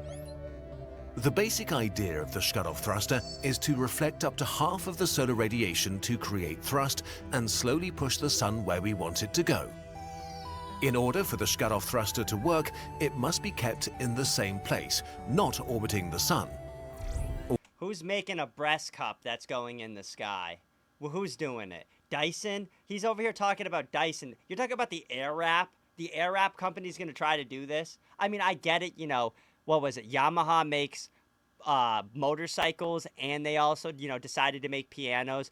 I think some AC company also makes airplanes or something like that. I don't remember what it was. Look at what a lot of these companies do on their side jobs. It's pretty crazy. But, like, you're telling me that we're going to have that sitting there? How do we get rid of it after? What? Although the sun's gravity will try to pull it in, it would be supported by radiation pressure, which props the mirror up. This means the mirror would have to be very light, made of micron-thin reflecting foil from materials like aluminium alloys. It's a mirror. The mirror's shape is important too. Enveloping the sun in a giant spherical shell wouldn't work because that would refocus light back to the sun, heating it up and creating all sorts of unpleasant problems. Instead, we use a parabola, which sends most of the photons around the sun and in the same direction, which maximizes thrust. I was thinking about that. That was actually my idea, the parabola. That was actually my idea. So I don't know if he's gonna credit me, but that was actually my idea. Everybody was like, "Let's just do a round, like a half sphere," and I was like, "Dude, it's got to be a parabola." To prevent accidentally burning or freezing Earth with too much or too little sunlight, the only safe place to build a Skarov thruster is over the sun's poles. This means we can only move the sun vertically in the plane of the solar system and one direction in the Milky Way, which limits our travel options a bit. But that is basically it. For a civilization capable of building a Dyson sphere, this is a relatively simple endeavor. Not complicated, just very hard to build. At full throttle, the solar system could probably be moved by about 100 light years over 230 million years. Over a few billion years, it gives us near complete control over the sun's orbit in the galaxy. But in the short term, this might not be fast enough to dodge a deadly supernova. If we went out far enough, couldn't the sun go out, though? Couldn't the sun kind of, like, turn off? Like, because let's say we went out of the solar system and we were in the void of nothingness, right? There's nothing out there. Would the sun still be bright? Would it still be, like, you know, its fiery ball? Or at that point, would it go out? That's my question. Let's say if we can do it quick, too. Like, let's say, like, in the next 2 to 3 business days, like some Amazon Prime stuff, right? We could get it out there and we were good. Would that actually put the sun out? That's why we thought we could do better. So we asked our astrophysicist friend if he could design a faster stellar engine for this video. He did, and wrote a paper about it that's been published in a peer-reviewed journal. You can find it in our sources document. Okay. We're going to call our new stellar engine the Kaplan thruster. Okay. It works a lot like a traditional rocket. Shoot exhaust one way to push yourself the other. It's a large space station platform powered by a Dyson sphere that gathers matter from the sun to power nuclear fusion.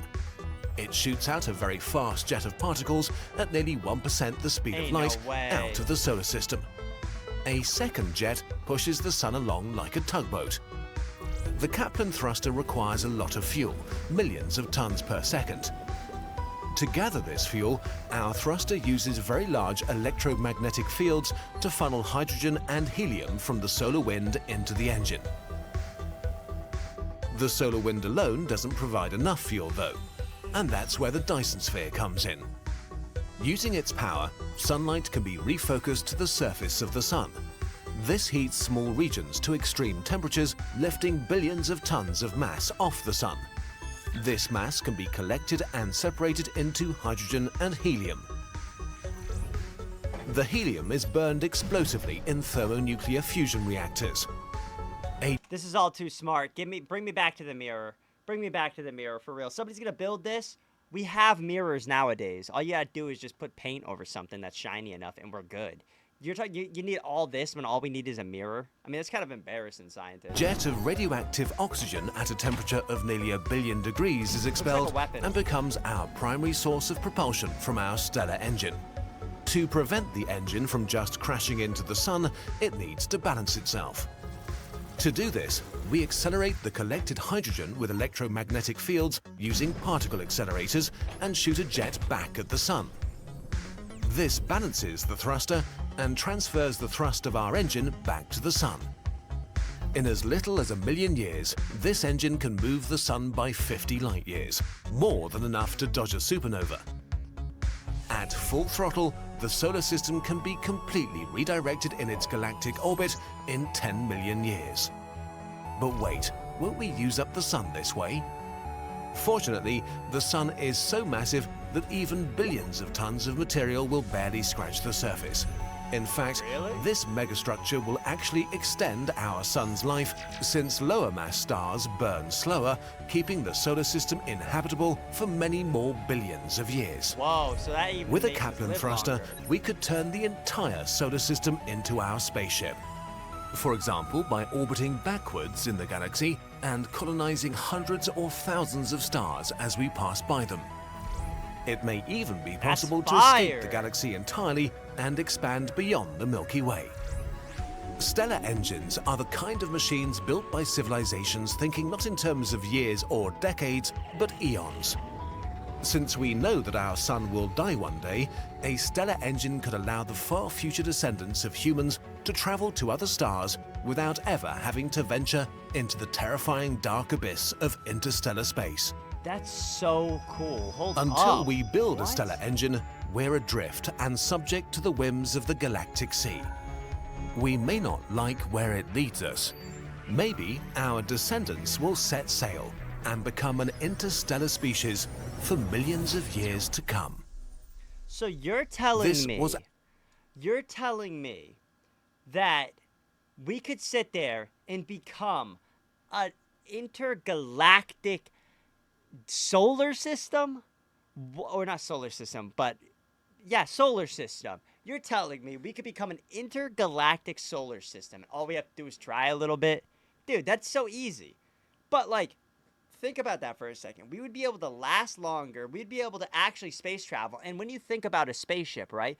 You think about like something we just make here, like let's say a rocket or something. You think about Star Wars and you think about it flying through, going. But imagine having an entire solar system that you can travel with. Obviously, you're not going to get there quick. Let's be for real. You're not going to get there quick. But if you could, oh my God. That just like the possibilities are endless. And that brings humanity so long. Imagine if like the reverse Big Bang happened, but you made it through like somehow. And then like we were the only people left and it was a complete nothingness. And then when the Big Bang comes again, it would probably wipe us out. But like that would be insane. Oh my God. That is such an interesting idea / concept. I don't know if it actually is realistic, but if it is realistic, I mean, I was sold.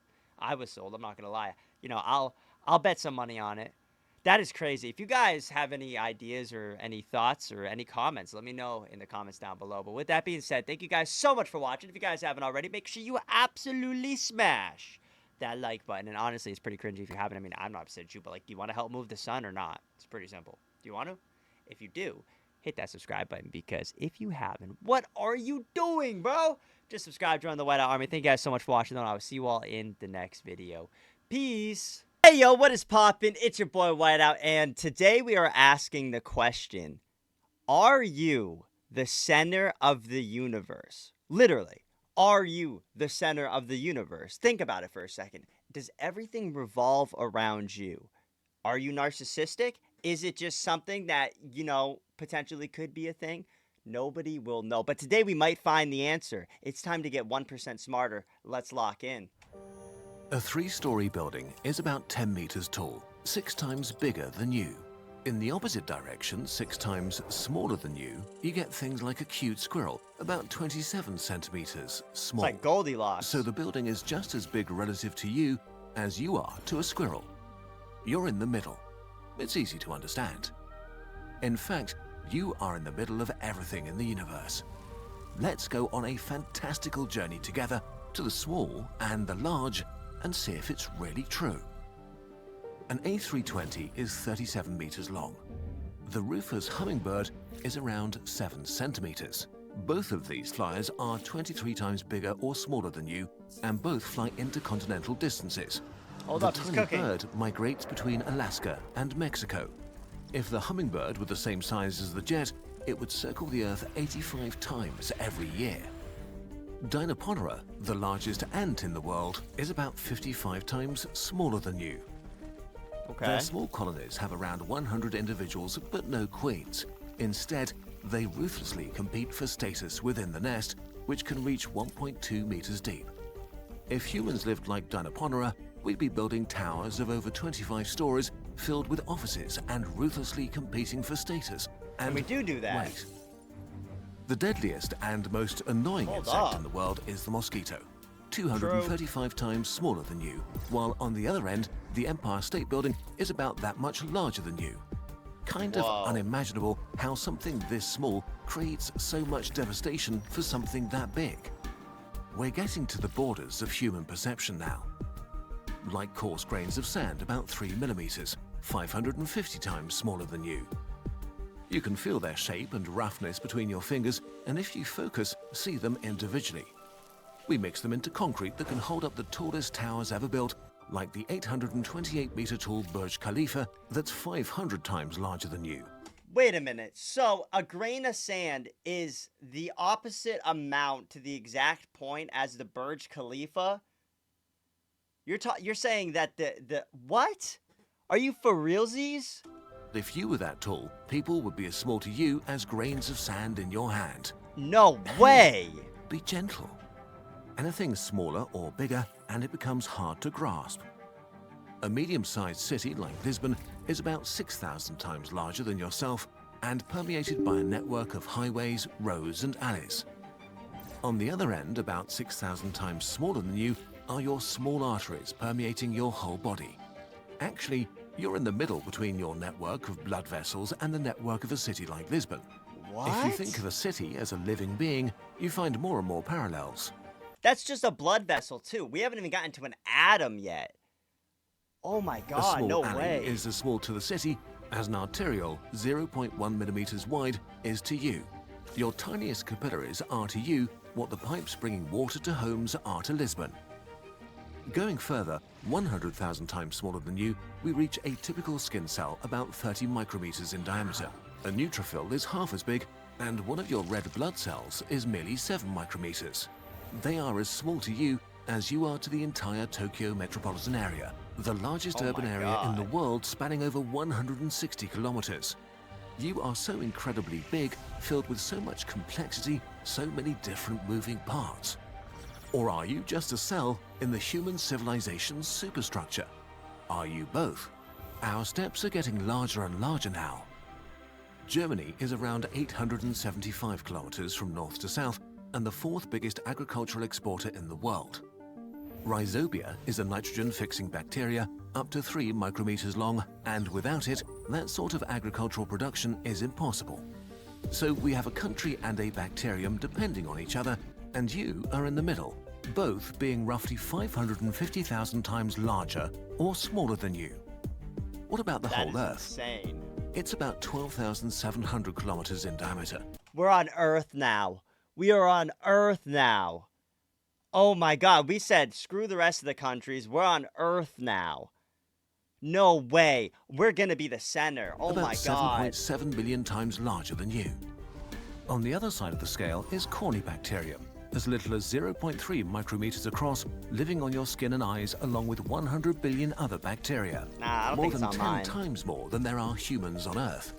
Again, you're in the center, right in the middle of something so large that our civilization is a mere scratch on its surface, and something so small and numerous you never notice its presence even as it touches you.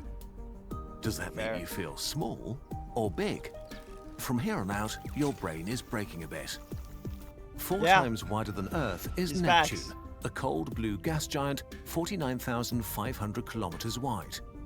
The largest planet, though, is Jupiter, 140,000 kilometers in diameter. Big. A titanic abyss shrouded in terrible winds. You could drop Earth whole into its depths and it would simply vanish. On the opposite scale, we find the deadly West Nile virus, 50 nanometers in diameter. Or one step down, the spike proteins on a coronavirus that open up cells for its RNA payload. They are as small to you as you are to the planet Jupiter. No You way. are in the middle between gigantic planets and the world of viruses. My question is, why does this say 82,500,000 and this is 85,000, 7,000,000, 5,000,000? Are we in the middle then? Because wouldn't this be 85,000? I'm not too sure. These tiny things, so deadly. Let that sink in. A tiny virus is taking over and killing lung cells up to 500 times larger than itself with the help of a tiny protein weapon. That's like you trying to kill a giant the size of the Burj Khalifa with a screwdriver. But the real boss of the solar system is the Sun. 10 times bigger than Jupiter, a billion times larger than you, controlling all the planets and source of all energy that drives life. A billion times smaller than you, clearly the boss of our body, is a DNA strand containing all the information making your life possible. You're right in the middle between the most important factors keeping everything alive. From here on, things just kind of stop making sense. A billion is already too much, but now everything just seems to mean a lot. The supermassive black hole at the center of our galaxy, Sagittarius A star, is 14.5 billion times bigger than you. A hydrogen atom is 15.5 billion times smaller than you. Yeah, okay, sure. But the thing is, we're not even close to being done, and it's not impossible to get at least a sense of how these scale. The solar system is 22 trillion times larger than you. On the other end of the scale is the wavelength of low-energy neutrinos released from fusion reactions in our sun. About 100 trillion of them are passing through you every single second, like ghosts a trillion times smaller than you, basically never hitting any of the particles inside you. If you moved through the solar system in a straight line, you probably wouldn't hit anything either. Although things are beginning to get really weird now. A single proton at the heart of the hydrogen atom is almost exactly 1 quadrillion times smaller than you. If the proton were as big as you, the hydrogen atoms would be taller than 12 Mount Everests. Whoa. On the other end, we meet something that just breaks human brains, the incredible vastness of space. We just have no reference for these distances at all. The distance to the closest star to Earth, Alpha Centauri, is not 1 quadrillion times in the other direction from the tiny proton, but 24 quadrillion. Space is just so large, it's kind of mean. And it goes on like this. A quintillion times smaller than you is the strange world of the quarks. The proton is not actually like a tiny ball, but kind of just a ripple on the surface of the ocean of quarks. Every moment, countless quarks pop into existence, along with their antiparticle enemies, before doing furious battle and annihilating each other in an instant. Yeah, but I don't think that's smaller than, like, let's say the universe, right? It can't be. How many? Impossible to say, because the harder you look for them, the more quarks seem to appear. We're simplifying so much it's like a lie anyway. However we choose to illustrate this, it's wrong. What actually is a quark? What does it look like to human minds? Nobody knows. As you sit here confused, let's look up again. The ocean of quarks in a proton inside a single atom of a single cell of your body is as small to you as you are compared to a sphere around 174 light years across, containing about 16,000 stars. Really? And this is just a tiny speck of dust to our galaxy. The Milky Way is close to 1 sextillion times larger than you. At the opposite end, we have particles a sextillion times smaller than yourself, like the wavelength of high-energy neutrinos released when cosmic rays hit our atmosphere. We're getting to the end. The observable universe is 93 billion light-years in diameter, close to a billion human lengths. But it's still finite. It's only 465,000 Milky Ways side by side. If you were the size of our galaxy, the observable universe would only be a day's drive across. Oh my god, imagine that.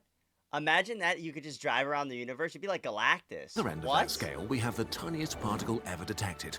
A proton traveling so close to the speed of light, it got squished into a pancake. As small compared to you as the whole observable universe is big to you. No way. We're at the border of things that we have evidence for. Are you truly in the middle of everything? The theoretical smallest physical distance is the Planck length, 100 million times smaller than even the pancake proton. But we don't know if it's real, only that our theories of the universe break down here. Likewise, on the other end, does the bigness of the universe match the smallness of the Planck length? Well, actually, the universe could be considerably larger than that, but we will never know. Let's go back and look at the dimensions again. Oh my god. There are so many big things and so many small things wrapped up in them. The universe seems to be exactly the right size, with you in the middle. So we are in the middle. No way, we are in the middle. That is insane. So far as we know, we're in the middle, right? But still, what are we, the perfect middle? Is this the perfect orchestrated thing to happen? How could this be possible that we are in the middle almost so perfectly, right? Because some of them, I don't really know. Some of them said like 85 million or 8,500,000, and then the other one said 5,500,000. So like, are we really in the middle with that one? I'm not too sure. But at the same time, might be a little math above my head. So it's just thinking like, are we like actually the center of the universe? And I mean, think about other life civilizations out there. Do they even know about atoms? Think about that. Like, I mean, I'm assuming they do, but maybe is it atoms for them? Like, is everything created up of atoms, or is it just Earth? Probably not, right? It's probably like the moon too and stuff, right? Because they got moon rocks, at least if we've been to the moon. Who even knows if we've been to the moon? Oh my God. Well, I think that we could potentially be the center. I think that we could be the perfect middle to all of this. That is insane to think about. Anyways, with that being said, thank you guys so much for watching. If you guys haven't already, make sure you absolutely smash that like button. And honestly, it's pretty cringy if you haven't. I mean, dude, if we're the center, let's make it mean something. And you can make it mean something by hitting that subscribe button. Because if you haven't, what are you doing, bro? Just subscribe, join the Whiteout Army. Thank you guys so much for watching, and I will see you all in the next video. Peace. Hey, yo, what is poppin'? It's your boy Whiteout, and imagine this. Imagine your time machine breaks and you are at the worst period of history. Imagine that. Whoa, what would you do? What would you do? You would be trapped there, right? Maybe you can make another one. But today, we're going to find out because we are watching your time machine broke at the worst time in history. Let's lock in. Let's see what happens. It's time to get 1% smarter. Let's go. Your time machine broke. And you're stuck in the worst time in history. It feels like you stepped into an oven. There are no plants or any vegetation and almost no moisture in the air. The sunlight, smashing down from the cloudless and weirdly colored sky, is reflected by an endless sea of red and orange sand dunes stretching over the horizon for thousands of kilometers. Dust devils the size of buildings dance over the hellish landscape. You're in the early Triassic, hothouse Earth 250 million years ago, a few million years after the worst mass extinction in history. The planet is still suffering from a permanent fever. Volcanism and the runaway greenhouse effect has transformed the planet into hell. There's 3 to 5 times more CO2 in the air than in the human era. The formation of the massive supercontinent Pangaea led to the largest desert in history that barely sees any rain. The gigantic ocean is warm, even deep below. 2 superheated currents circulate around the globe, pumping extreme amounts of heat and moisture into the atmosphere. There's no ice, even at the poles. What do you do in this circumstance, right? You're the only probably human out there. It's still Pangaea, right? So that means all the continents are still together. You could walk it, but if it's all desert and stuff, I don't even think dinosaurs were around at this point. When did they actually break apart? Does anybody know? Like, I don't know the actual year that they broke apart. But what do you do? It's like you're stuck in the center of the desert, isolated by endless ancient land masses. One of the most hostile environments Earth has ever produced. The deserts we know are still full of life, but not this one. Its core is starved of moisture, and the air is bone dry. Your skin dries out immediately, and your lips begin to crack. The CO2-rich air is easily 50 degrees Celsius and sears your lungs with every labored breath. The rubber soles of your boots begin to melt. If you touch the ground, you'll get burns. Your sweat evaporates before it could cool you, and your exposed skin begins to crack within minutes. Suddenly, it becomes even hotter as a red sandstorm envelops the landscape. Like thousands of tiny sparks, burning hot sand hits your skin. You're pressing your machine's buttons at random. It can't do time travel, but it can still move. You shoot over some of the mightiest mountains Earth has ever seen. Eventually, you stop at the shores of the Tethys Sea. The vast shallow ocean looks more like a swamp among scattered groups of waist-high ferns and spindly stems with tufted foliage. A few Lystrosaurus feeding on them eye you curiously. The water is murky and looks sickly and milky. Colorful mats of bacteria float on the surface like oil slicks. The air is hot and humid like a steam room. Yo, the Earth had to have looked crazy back then. Like, if you just think about all the stuff that we don't know about, because, like, I think that was even before dinosaurs. So if that was before dinosaurs, imagine what craziness was on the Earth at that point. Oh my God, you can't even fathom that right now.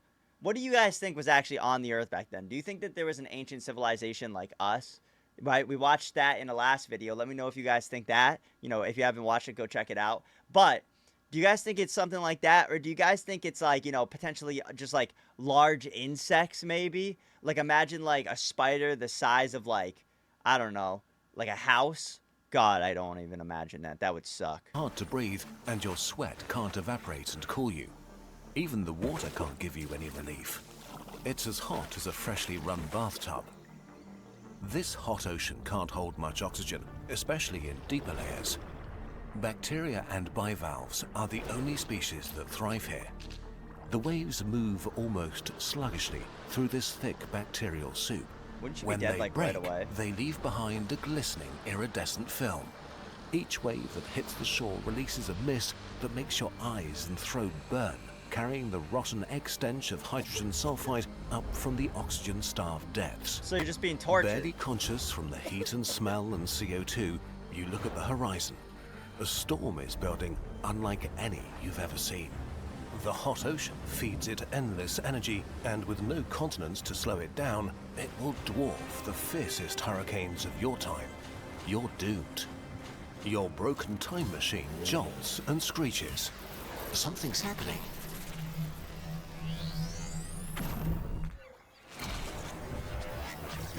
You're near the equator, in the late Carboniferous, 320 million years ago. The atmosphere is thick with moisture. The climate is locked in a never-ending wet super summer without any other seasons. Colliding continents are covered by the largest swamps the planet will ever see. A paradise for plants growing faster than their dead biomass can decompose. The ground beneath is a warm, soggy mass of decaying vegetation. What will be an endless desert in 70 million years is now an endless alien jungle. Oh, wow. A huge variety of life is thriving in this period. From your Life we don't even perspective, know about. this is not that great. You're lost in a maze of giant tree-like plants towering over a twisted undergrowth of giant ferns and endless varieties of bizarre and unfamiliar vegetation. The thick, humid air smells of sweet decay, but breathing makes you dizzy. Your vision seems too sharp, your thoughts slightly frantic. The dense plant cover has supercharged the atmosphere with oxygen, 60% higher than in the human era, and your body is trying to cope. Which is great for the dominant land animals, which have conquered every niche of this majestic garden. Bugs. You're stuck in the golden age of arthropods. It's bug in this time. oxygen-rich world, they have evolved to sizes that will never be possible again. They are innumerable and everywhere. So there are massive bugs. Wow. No, ew. Cat-sized Ew. megarachni crash through the undergrowth, hunting a swarm of panicked rochoids that scatter in all directions. Above you, a griffin fly with wings spanning nearly a meter and beating like helicopter blades catches a Paleodictyoptera mid-flight. You stumble through the bushes filled with countless crawling creatures as an arthropleura the length of a car picks its way through the ferns, moving countless legs in hypnotic waves. You reach a swampy clearing and stumble into the shallow water, dizzy and terrified as a Pulmonoscorpius rips apart its prey, eyeing you with some interest. Here in the clearing, you can see the sky above the canopy glow shrieking red, intensifying at an alarming pace. The extreme humidity here creates sudden, violent thunderstorms, and the oxygen-rich atmosphere makes everything dangerously flammable. Even the wet vegetation can burst into explosive flame with the slightest spark. Why do all of your trips end in a storm? Well, at least it will take all the creatures that want to eat you with it. Your broken time machine jolts back to life. The world is folding in on itself. Oh, we got out of there. Woken up in the early Devonian, 400 million years ago. Most of the planet is covered in shallow seas, while the land is mostly rocky plains and mountains broken by braided rivers and mudflats. Earth is in a state of transition. For about 100 million years, life has begun to break down rocks into soil, a soft layer that enables plants to grow and life thrive. The ozone layer is slowly building up, fed by organisms releasing gases. Recently, this process has been speeding up. The land is turning from toxic to semi-habitable. So that's like a better circumstance to be in, is when it's going from toxic to semi-habitable. But my question is with the big bugs, why can't the bugs ever get that big again? Right? Like, I mean, over time. And also, why did they get small? Is it more of a survival thing? That part doesn't, or is it like only like there was big ones and there were small ones, but only the small ones survived through everything? The sky looks wrong somehow. The sun blazes harsh and white, barely filtered by the unfamiliar atmosphere. Oh wow, a the white air sun? feels thin, with only 15% oxygen compared to today's 21. Each breath feels shallow and unsatisfying. You're on the verge of passing out and can only move slowly. At least it's currently moderately warm and not stormy. But it's what dominates these lands that makes this world truly alien.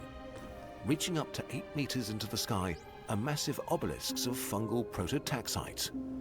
What? As you walk closer, you notice spores catching the sunlight, drifting through the air like tiny stars. Your movement disturbs more of them, creating clouds suspended in the thin atmosphere. They coat your skin with a fine, powdery, itchy film. You try not to think about how many you're inhaling with every breath in this Oh god, I didn't even oxygen-poor think air. about that. The ground feels nothing like soil. It's mostly rock, partly covered by a thin, slightly springy layer of decomposing matter. Some shallow water pools reflect the pale alien sky above. Between the fungal towers, there's a carpet of smaller fungi and a few alien-like primitive plants. No flowers, no leaves, just strange green stalks and fern-like structures that reach your ankles. Around you, the fungal towers rise like pale pillars. Their surfaces neither smooth nor rough, but something in between. They're neither wet nor dry, slightly yielding under your touch. Small patches of what might be lichen create splashes of muted greens and yellows on their surfaces. The only animals you can spot are a few insects burrowing into the large mushrooms. Everything is eerily quiet. You sit down on a rock. Is this it? As the night approaches, the pale sky shifts into sickly purples and greys, bleeding into the darkness. That must look No crazy, animal though. sounds announce the coming night. Just the solemn whisper of the prototaxites creaking in the wind. Through the thin atmosphere, the stars and the Milky Way illuminate the scenery with unsettling clarity.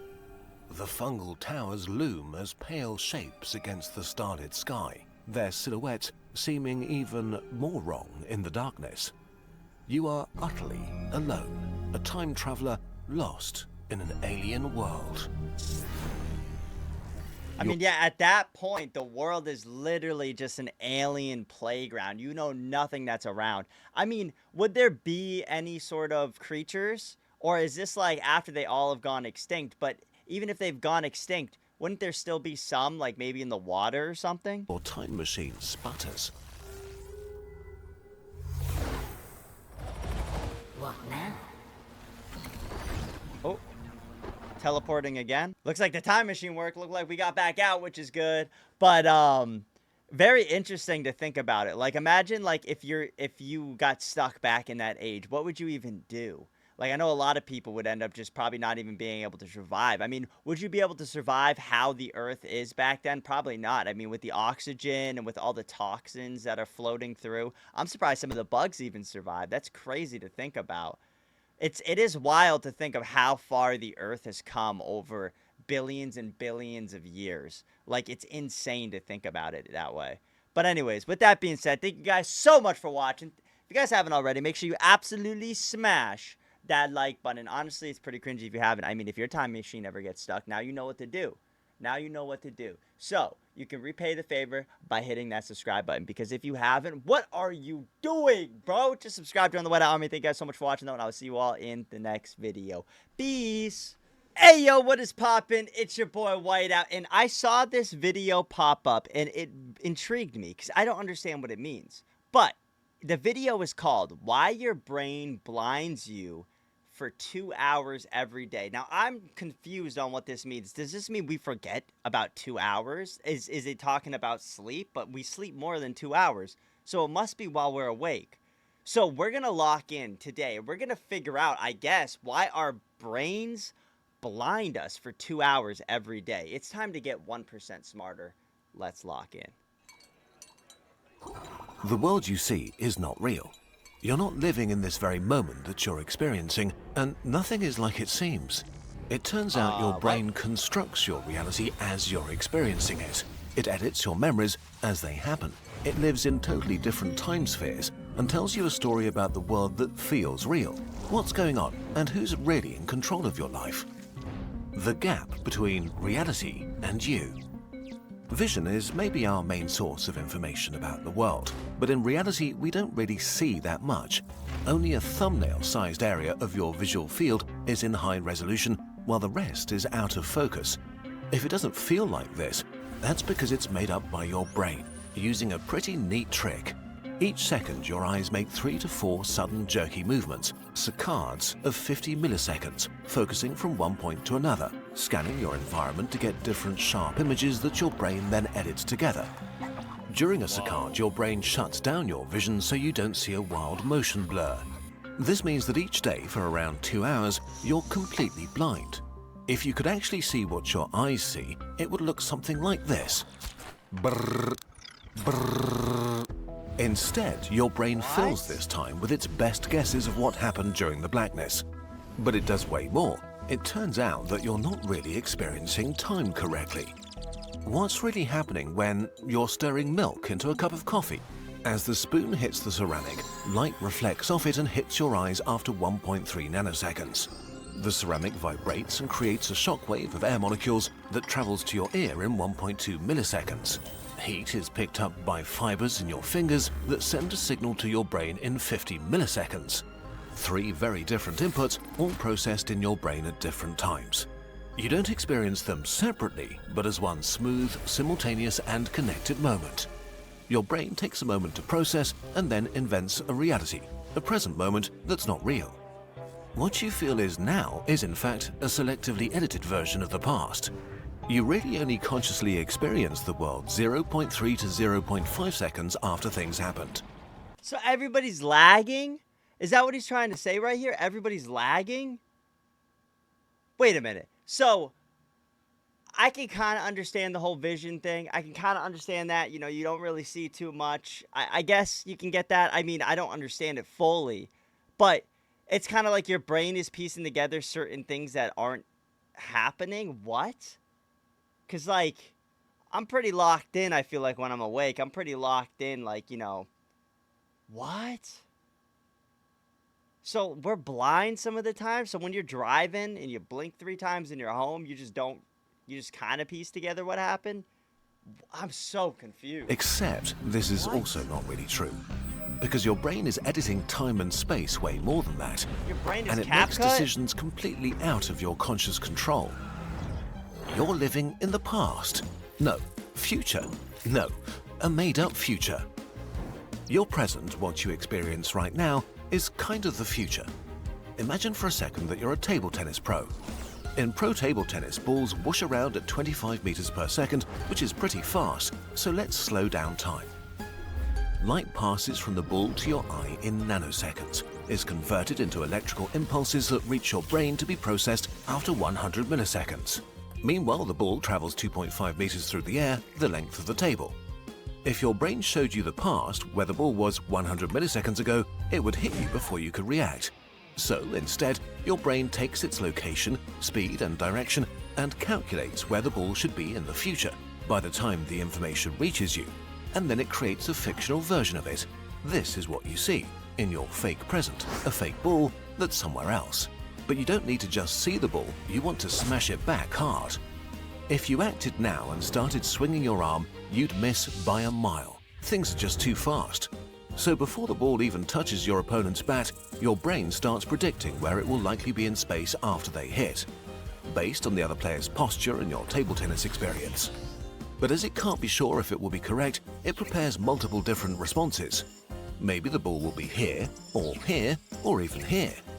To be ready for all of these scenarios, your brain sends pre-programmed orders to the muscles you need to jump left, right or up, telling them to be ready for any of them at a moment's notice. For a short moment, multiple ghost versions of you exist, all equally real inside your brain. And then as your opponent is about to lay into the swing, your brain decides on a single future that it thinks is most likely.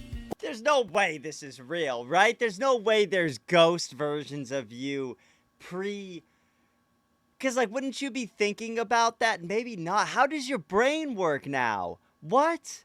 You're telling me that I don't see for 2 hours a day? I'm still stuck on that part. God, can somebody explain a brain? Like, you're telling me that there's 3 different possibilities of what you can do, and your brain is making that all up. I'm not thinking, like, I played table tennis before. I'm not going to lie. I've indulged. And you know what? I can tell you each single time, I was not thinking about the next move. I was too busy going, uh-oh, uh-oh, uh-oh, and missing. But my brain was doing all of this. I mean, I'm not horrible at it. But at the same time, I'm just, like, thinking of how I was thinking in that time frame. I feel like it was not that quick. But maybe your brain's doing it without you realizing. He might have mentioned that, but it's just like, how is your brain doing that without you? Because aren't you in control? Are you not even in control of your own brain? Is that what he's trying to say? All but one of the ghosts are deleted. You only ever experience the ghosts that won, never the potential ones. So the order to the muscles to act out the winning movement is triggered even before the ball is hit back to you. You are totally oblivious to this. By the time you consciously see the ball coming at you and decide to hit it in a particular way, your body has already hit it back. In reality, your brain already made all the decisions. Your conscious experience is nothing more than an invented future, a prediction based on the information your brain received a fraction of a second ago. This is not just true for extreme sports like table tennis, but also for walking. Walking is time travel. After your game, you're walking back home, seemingly choosing your path and reacting to things. Meanwhile, your brain is operating in 3 different time spheres at once. It processes the sensory feedback of the past, it calculates the current state of your body, and it predicts your future, because walking is intense. Before the signal from your foot touching the ground has even reached the brain, it's already sent the order to your foot to make the next step, and it's already calculated the muscle patterns for the next 2. But what if something truly catastrophic happens? There's a banana peel, and you step on it and slip. How did it get here? Listen, don't worry about it. It turns out your brain is ready for this. So far, we spoke of your brain making decisions for you, but this is not really true. You don't have a central control room where the world comes together. In reality, different parts of your body are aware of different things at different times. Your spinal cord usually knows stuff before your brain. And even within your brain, different regions process the same event at different speeds and make independent decisions. As your foot catches the peel, the gyroscope inside your ears notices a sudden change of your position in space. It submits this information to your brainstem and spinal cord, the things must happen quickly section of your body. So your body's on ultra instinct, like 24/7 is what they're trying to say? What? I just, like, are we even in control at that point? What part of us is in control? Are we just perceiving what's happening and everything's just going? Like, because if your brain already is predicting the future, right, living in the present while receiving information from the past, I mean, it kind of is, you're just living at that point. But at the same time, are you actually in control of what you're doing? Because if your brain's already predicting what you're doing, then therefore, are you actually the one doing it? Oh my God. They immediately trigger emergency recovery patterns and send orders to different muscle groups. Within 200 milliseconds, pre-programmed sequences activate to catch your fall. Your arms shoot out, your other leg stiffens to support your weight, your core muscles contract to stabilize you. 100 milliseconds later, when you become aware that you're tripping, your body is already recovering. You are only just now catching up. Okay, so we've learned that your brain is constantly predicting reality around you, makes decisions about the best way to act, and then shows you an edited version, which totally makes sense. Would you really want to be in charge of all that? But your brain is not just predicting the external world. Right now, it's predicting a way more complex thing, you. Are you just a prediction of your brain? Why do you feel about the world the way you do? Your sense of hunger, your energy level, and especially your emotions are not just objective reactions to what state you're in, but predictions. Your brain's prediction of what you'll need soon or need to be ready for. You're probably used to getting food or going to bed roughly around the same time, and as the time approaches, your brain releases hormones to prepare you. A self-fulfilling prophecy. You get hungry or tired because your brain assumes this is the time when this is needed. This is the most striking thing about your emotions. They aren't just reactions to the outside world, they're predictions. When you go to a party, your brain isn't waiting to see how you feel once you get there based on how the party actually is. It analyzes your experiences of past parties and who it expects to be there. Maybe close friends you feel safe around. Maybe people you don't know who are a less socially secure bet. Maybe your brain remembers a party where you felt anxious and that experience stuck. This can be pretty annoying.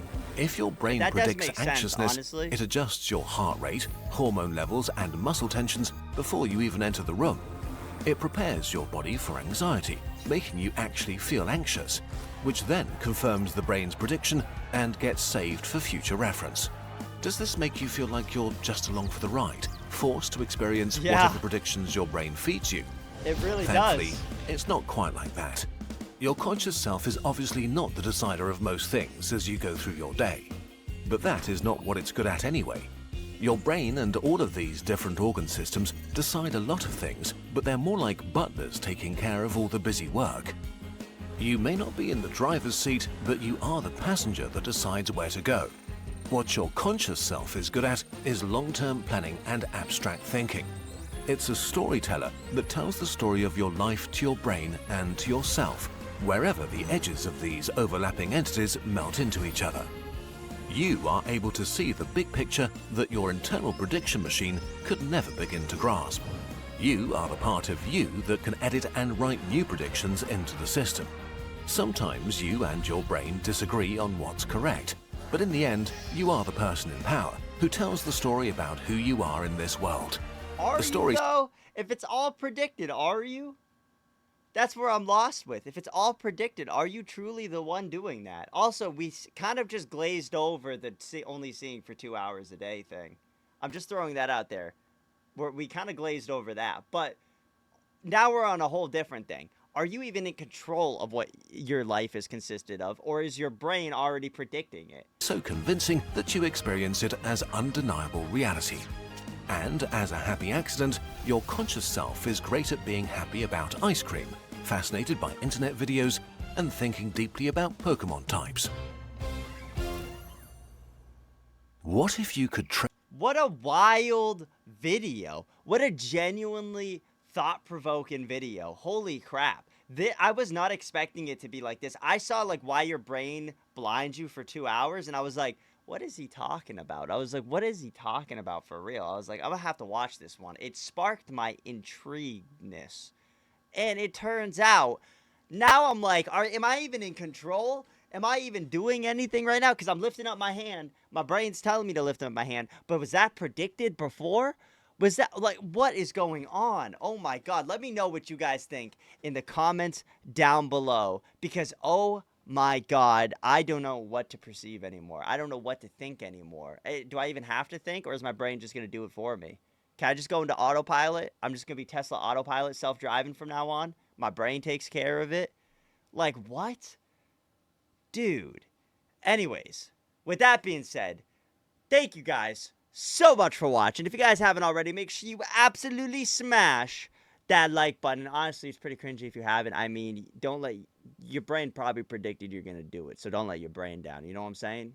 Your brain probably predicted it. But if you haven't yet, what are you doing, bro? Just subscribe, join the Whiteout Army. Thank you guys so much for watching, though, and I will see you all in the next video.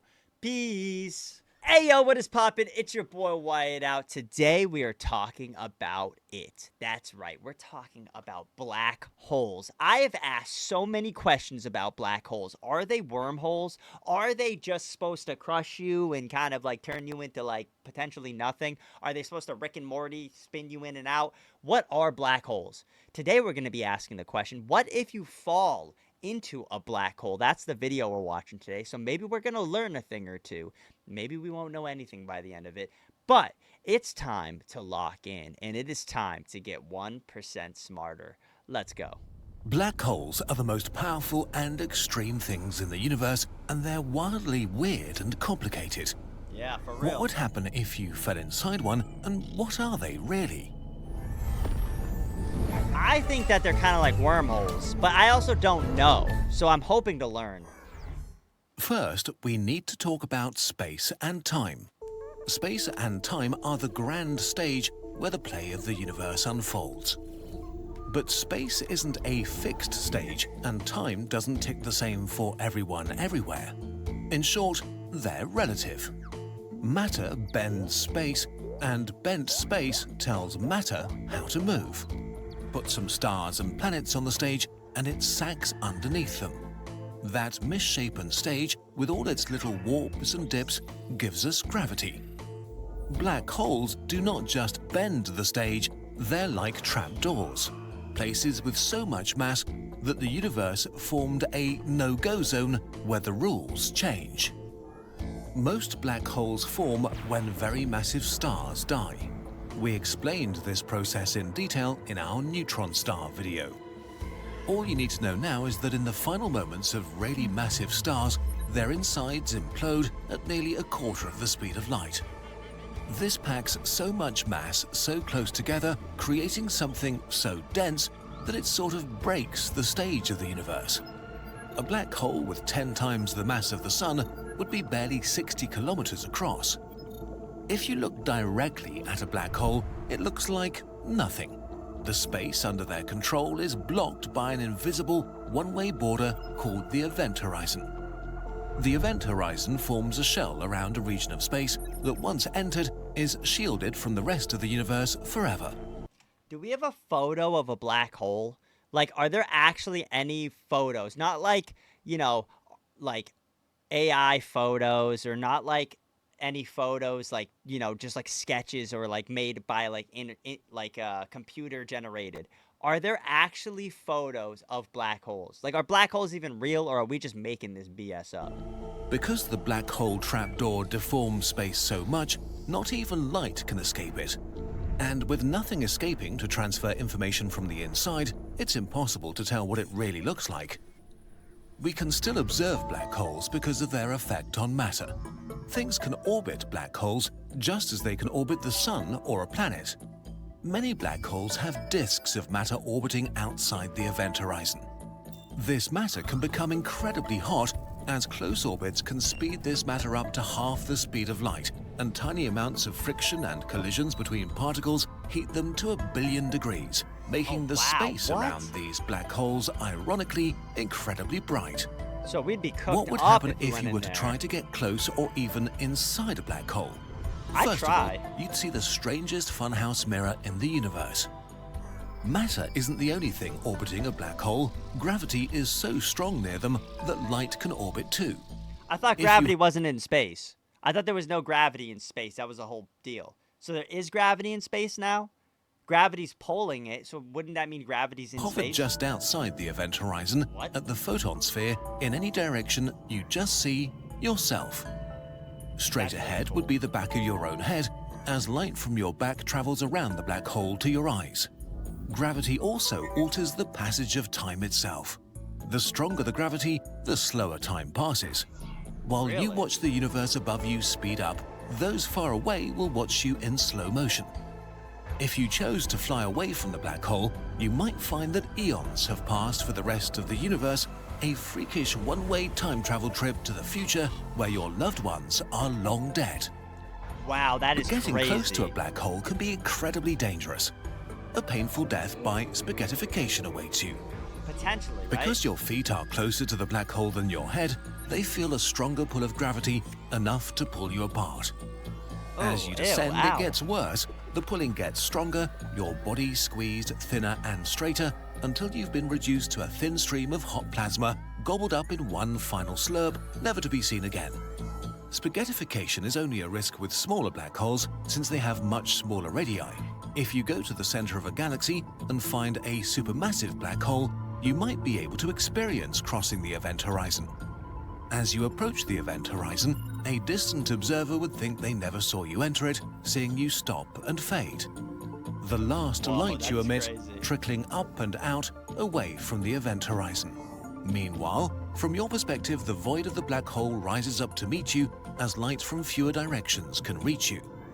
So is that truly you would see nothing? Is there like really nothing in a black hole that you would just like kind of go in and you'd see nothing? Because like you can't even imagine what nothing is. Like that's the hard part, is like people who are blind, right? They see nothing. They see nothing. And when you think about seeing nothing, right? You think about closing your eyes and it's all black, right? That they don't see that. They don't see black. They see nothing. So how do you explain what nothing is to somebody? Well, nothing is nothing, but you can't show nothing. And now I'm saying nothing a bunch, but like in reality, it's like, how do you comprehend in your brain from seeing all this stuff to like closing your eyes and seeing black? Yeah, there's nothing there, but it's still black, right? It's still dark versus there's nothing. Like, that's what I don't understand is the nothing part. What is actually nothing? The blackness envelops you until your only view of the universe you left is a tiny spot of light. Here, inside the event horizon, space and time are so horribly broken that real time travel is possible, so it's probably a good thing that nothing gets out. If anything could escape, it could create all sorts of time travel paradoxes and issues that break the universe. As scary as the event horizon is, it keeps us safe from that drama. Whether you have survived this long doesn't really matter, as now there's only the certainty of crushing death in your near future. Inside the event horizon, space-time itself is so bent and warped that whatever direction you move here, every forward you go leads only towards the center of the black hole. Trying to go in any direction only brings you to the center faster. To survive the longest, you must do nothing. In the center of the black hole, we find the singularity, a single point with all the matter that has ever crossed the event horizon, all crushed to a point infinitely small. There is no memory of the things that made it, as stuff disappears down the black hole trapdoor forever. The singularity makes all things equal. This actually breaks the universe in really cool ways. We've made a video about this problem if you want to learn more. But in a nutshell, everything that comes too close becomes black hole matter concentrated at the singularity. This lack of a memory of its past means that a black hole has only three properties: its mass, spin, and electric charge. Everything else is lost. They're a lot like fundamental particles in that respect. This actually means that every single black hole in the universe is the same. Sure, their mass is different and some spin faster than others, but if we were to put all the singularities into a magical physics museum, they'd be identical, like electrons. But just like fundamental particles, the properties of singularities are the best ways we can describe them on paper, rather than an accurate representation of reality. Our current theories about the universe, namely general relativity, are just not able to describe or explain them. The curvature of space becomes infinite, density becomes infinite, and our rules just don't make sense. The singularity has no surface or size, something like a divide by zero error in the universe. So singularities might not even exist, or be completely different things. But this is all we know right now from the best prediction we have from our best current theory of space-time. Also, basically everything you've ever heard about black holes, even in this video, is about theoretical black holes that aren't spinning because their maths is so much easier. But since black holes were born from dying stars that were spinning extremely quickly in their final moments, as far as we know, all black holes in the universe should be spinning right now. At incredible speeds too, up to 90% of the speed of light. This means that in reality, black holes are even more screwed up than they usually get credit for. The singularities of rotating black holes are even wilder. The rotation causes them to swell outwards into a sort of ringularity. This rotation is so powerful that space itself is dragged along. This creates another region around spinning black holes called the ergosphere, where it's impossible to stay still no matter how hard you try. Like a rushing whirlpool of space-time, the tide is irresistible, and the black hole makes you orbit it whether you want to or not. I wonder if it's ever going to come down to a day where we actually go into a black hole. Like, are humans going to ever actually enter a black hole to see what happens? Like, we're probably never going to hear from them again. But, like, how are we going to know if they just got sucked out somewhere else, like a wormhole? Or how are we going to know if they got crushed to death? Like, how do we know those sort of things? I don't know. I mean, maybe there'll be technology in the future that'll be able to, like, you know, describe what happens, or some, like, black box X thing, like how planes have. I don't even know. It's just, like, the idea of it's really cool, but are we actually ever going to be able to, like, go into a black hole? I don't know. It's like, would we? Would we is the question. Okay, So what will happen to black holes as the universe ages and dies around them? I don't know, Again, we don't know, but we have some ideas based on Fair. our current understanding of physics. Fair. Hawking radiation. In quantum field theory, the vacuum of space is boiling with quantum fluctuations. These fluctuations are creating matter and antimatter pairs of particles from nothing, which only exist for a very short time before annihilating. When this happens near the event horizon of a black hole, one of these particles can fall in, stopping them from annihilating. The escaping particle is Hawking radiation. Ultimately, the mass of this particle must come from the black hole, so over eons, black holes will shrink and radiate away. Hawking radiation is not the stuff that fell into the black hole, it's new stuff, stealing mass from it. As the black hole shrinks, the Hawking radiation gets stronger, faster and faster, until what's left eventually evaporates in a flash of high-energy radiation like a nuclear bomb. And then, nothing. But that won't happen for a long time. A black hole with the mass of our Sun has a lifetime of 10 to the power of 67 years, which means that it would take 10,000 billion years to lose 0.0000001% of its mass. Wow. But most black holes are way more massive than our Sun. The most massive supermassive black holes in the centers of galaxies have lifetimes of 10 to the power of 100 years. So there's a black hole in the center of every galaxy. That's like kind of video game if you think about it. Like a black hole in the center of every galaxy is very like simulation placed. All I'm gonna say. How long is that? Imagine an hourglass filled with 1 grain of sand for every single particle in the universe. Every 10 billion years, 1 single grain of sand falls to the bottom. Wow. If we waited for all the sand to fall down, not even 1% of the lifetimes of these black holes would have passed. There is no good concept to help our brains grasp these timescales. Will we ever truly understand black holes? Really know what's going on inside them? No one knows. We can only see their outsides, and the theories we have probably get their insides wrong. But it's okay to not know everything. It just means there's still work to be done. It means there are still mysteries to solve and big ideas to think about, which is why humans do science. In the end, we can at least be sure that we still have plenty of time left to think about them before the last one melts away. Black holes are going to be around for a long time. Oh my God. Like just the thought process of like billions and billions and billions of tens of billions of years. And that's 1%. And that's not even the big one. That's our sun size. What? Can our sun become a black hole? I'm assuming so, right? Like, but it would probably be a long time before it does that. It's really crazy. The universe is wild. I really just want to know, like, are we ever going to go into a black hole? Like, you know, because it's still all speculation. It could be a wormhole, and I feel like it could be a wormhole. He didn't really touch on that in this episode. He didn't really touch on whether or not it was a wormhole, but I think it'd be very interesting if it was, like, you know, maybe he has a story about that we can watch. Because, I don't know, I think that's an idea that maybe not a lot of people think is true. Also, this image right here, is that them creating a black hole? Because I've heard that, like, you can create a black hole, but, like, could we? Could we actually create a black hole? I don't know. Let me know in the comments if you think we can. Let me know also what you think happens in a black hole. I'd be very interested to hear what you guys have to hear. But with that being said, thank you guys so much for watching. If you guys haven't already, make sure you absolutely smash that like button. And honestly, it's pretty cringy if you haven't. I mean, I'm not upset at you, but if you end up in a black hole, now you know what to do. So you can repay me that favor by hitting that subscribe button. Because if you haven't, what are you doing, bro? Just subscribe, join the Whiteout Army. Thank you guys so much for watching, and I'll see you all in the next video.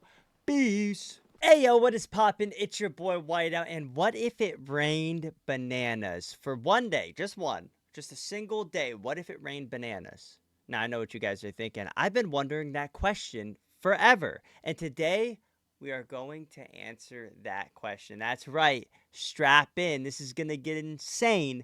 This is going to get insane when we watch What If It Rains Bananas for a Single Day. Spoiler, it's bad. Anyways, let's lock in. It's time to get 1% smarter. Today, we're answering the stupidest, okay, Whoa, wait, stupidest. the best and most amazing questions from you, our viewers. There we go. That's kurz gesagt, we're experts when it comes to tackling stupid questions, and on top of our own, we get hundreds from you on an almost daily basis. That's so crazy. The let's shade very is seriously insane. and scientifically answer some of them. Question 1. How many jellyfish do you need to power Tokyo? All right, lock in. How many jellyfish do you need to power Tokyo? 4. Tokyo is a hungry beast, gobbling up around 280 terawatt-hours of electricity every year. Okay, maybe That's 5. more energy than these 20 countries combined and more than all of Australia. Can Facts, we power good. Tokyo with our innovative renewable energy source? Some jelly species like Aquaria victoria or crystal jelly contain fluorescent proteins and glow in the dark. If you put one of them in front of a tiny solar panel, you'd end up with something like a microwatt hour of energy. To meet Tokyo's outrageous energy demands, you'd need a quintillion, 300 quadrillion glowing jellies. I was close, I mean. That's too many. Can we use bigger ones? How about Nemopilema nomuri, the Nomura jellyfish? What? Really chunky boys, weighing about as much as a piano and growing up to 2 meters wide. What? They're armed with around 1,000 spindly tentacles that grow up to 4 meters long and help them suck up plankton from the How water. long is 4 In meters? recent years, their numbers have been exploding, wreaking havoc on local ecosystems.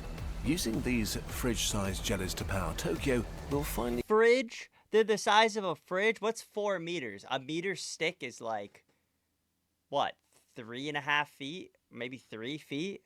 Is there 3 feet in a meter? I don't know the math. give them something more useful to do. They don't glow in the dark, but jellyfish are kind of electric, aren't they? Unfortunately, no. If you've ever been stung by a jellyfish, you know it feels like Can't a say I painful have. electric jolt.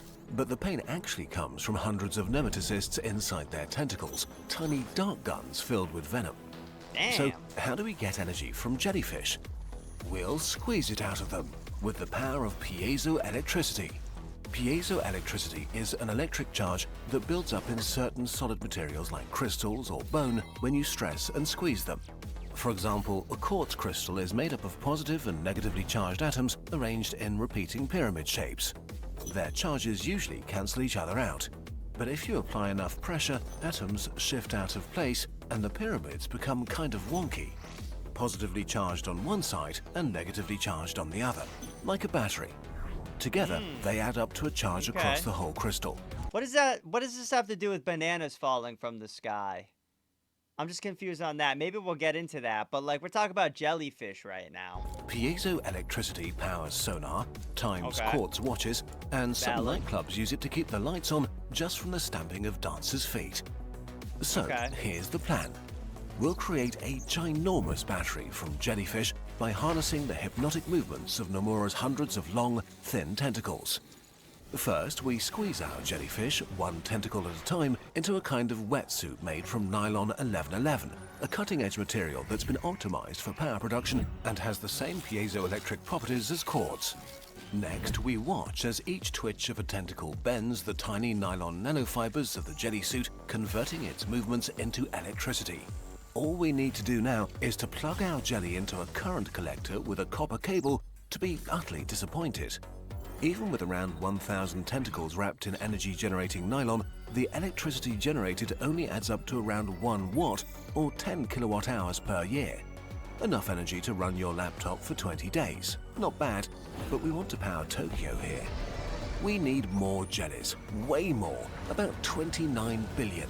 Sounds like a lot, and it is, but right now, there are 27 billion chickens alive on Earth, so it's mostly a matter of motivation on our part. Oh, wow. A single Nomura can There's really 27 billion chickens? Chickens could take over at any point. Why aren't we worried about the chicken overtake? I feel like that's a thing we should be worried about, no? produce millions of jelly babies a month, and with enough plankton to eat, they can grow from the size of a grain of rice to the size of a person in less than a year. If we want to breed a lot of them and fast, all we need to do is basically empty the Pacific of plankton. And of course, we'll need space to store them all. Giving each Nomura a cube of space measuring 5 meters on each side sounds generous, but it barely contains the tentacles. all those jelly cubes add up to a tank that's about 7 times the total volume of Mount Fuji. With all those tentacles and cables, our biggest issue will be short circuits. We need to insulate all 29 billion cables. And don't forget the tentacles themselves. Now, even if the jellies get tangled up, we can maintain a steady power supply for the good people of Tokyo. In reality, of course, our jellyfish power station would be pretty difficult to maintain. Nomura would probably die constantly and need to be replaced. And the cost of building this whole mess and killing the ocean to feed them would be like spending $1 million to buy a single dollar bill. We're not saying any of this is a good idea, but now we've done the maths, there's nothing to stop you from giving it a try. All right, who wants to start it? Who wants to jellyfish torture these fools into having free sustainable energy? It wouldn't be free, it would kind of be wasting money, but like, who wants to start it? Let me know. Bring on the next totally dumb, completely reasonable question. Question 2. What if it rained bananas instead of water for a whole day? Here we go. Okay, so first we tried to calculate what would happen if for one day every single rain droplet was now a banana. Turns out, in a storm, several million raindrops can fall on a single square meter, which stacks quickly to the equivalent of a banana asteroid smashing into the planet and killing all life. While fun, this is a bit too much. Instead, let's take the average volume of rain that falls on our planet in a single day, about 1.33 trillion tons of water, a massive wobbly orb of water 14 kilometers across. Now, let's swap this water for bananas.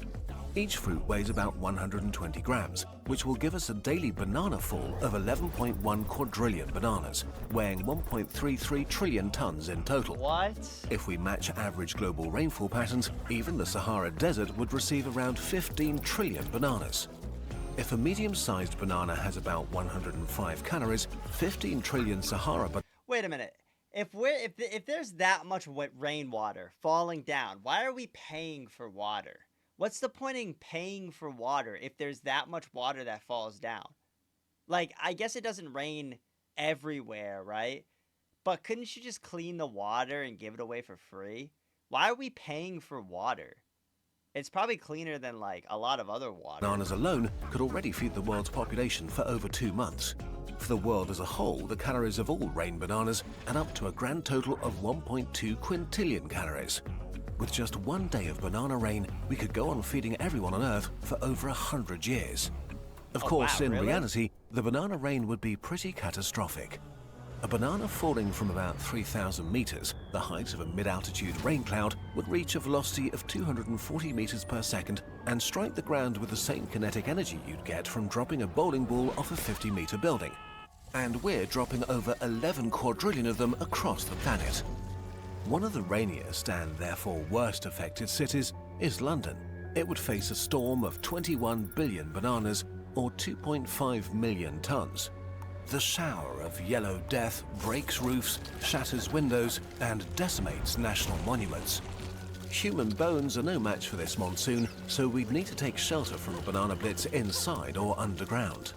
All around the world, cities and infrastructure, rivers and rainforests are severely damaged and clotted with a layer of banana smoothie that's already beginning to rot. Trillions of mashed bananas are floating in the ocean, clogging up coastlines. Picture the aftermath of all the worst oil spills and superstorms combined, but way worse and kind of everywhere. I mean, if you think about it, he's kind of just quoting Cloudy with a Chance of Meatballs. I mean, that was absolute destruction in that movie. I mean, there was burgers, there was a bunch of food falling from the sky, but it was causing extreme mayhem. So it wouldn't surprise me that all these bananas, but these are just normal sized bananas. And Cloudy with a Chance of Meatball, there was a meatball, I think the size of like 4 people that was falling. So like, this is even less and it would cause this much. But our problems are just getting started. The rotting banana mush contains 160 billion tons of methane, 280 times our current annual emissions as a planet. Methane traps around 28 times more heat than CO2. Adding this much greenhouse gas this quickly will lead to a catastrophic and sudden spike in global temperatures. Most ecosystems won't be able to handle it and will witness a devastating mass extinction event.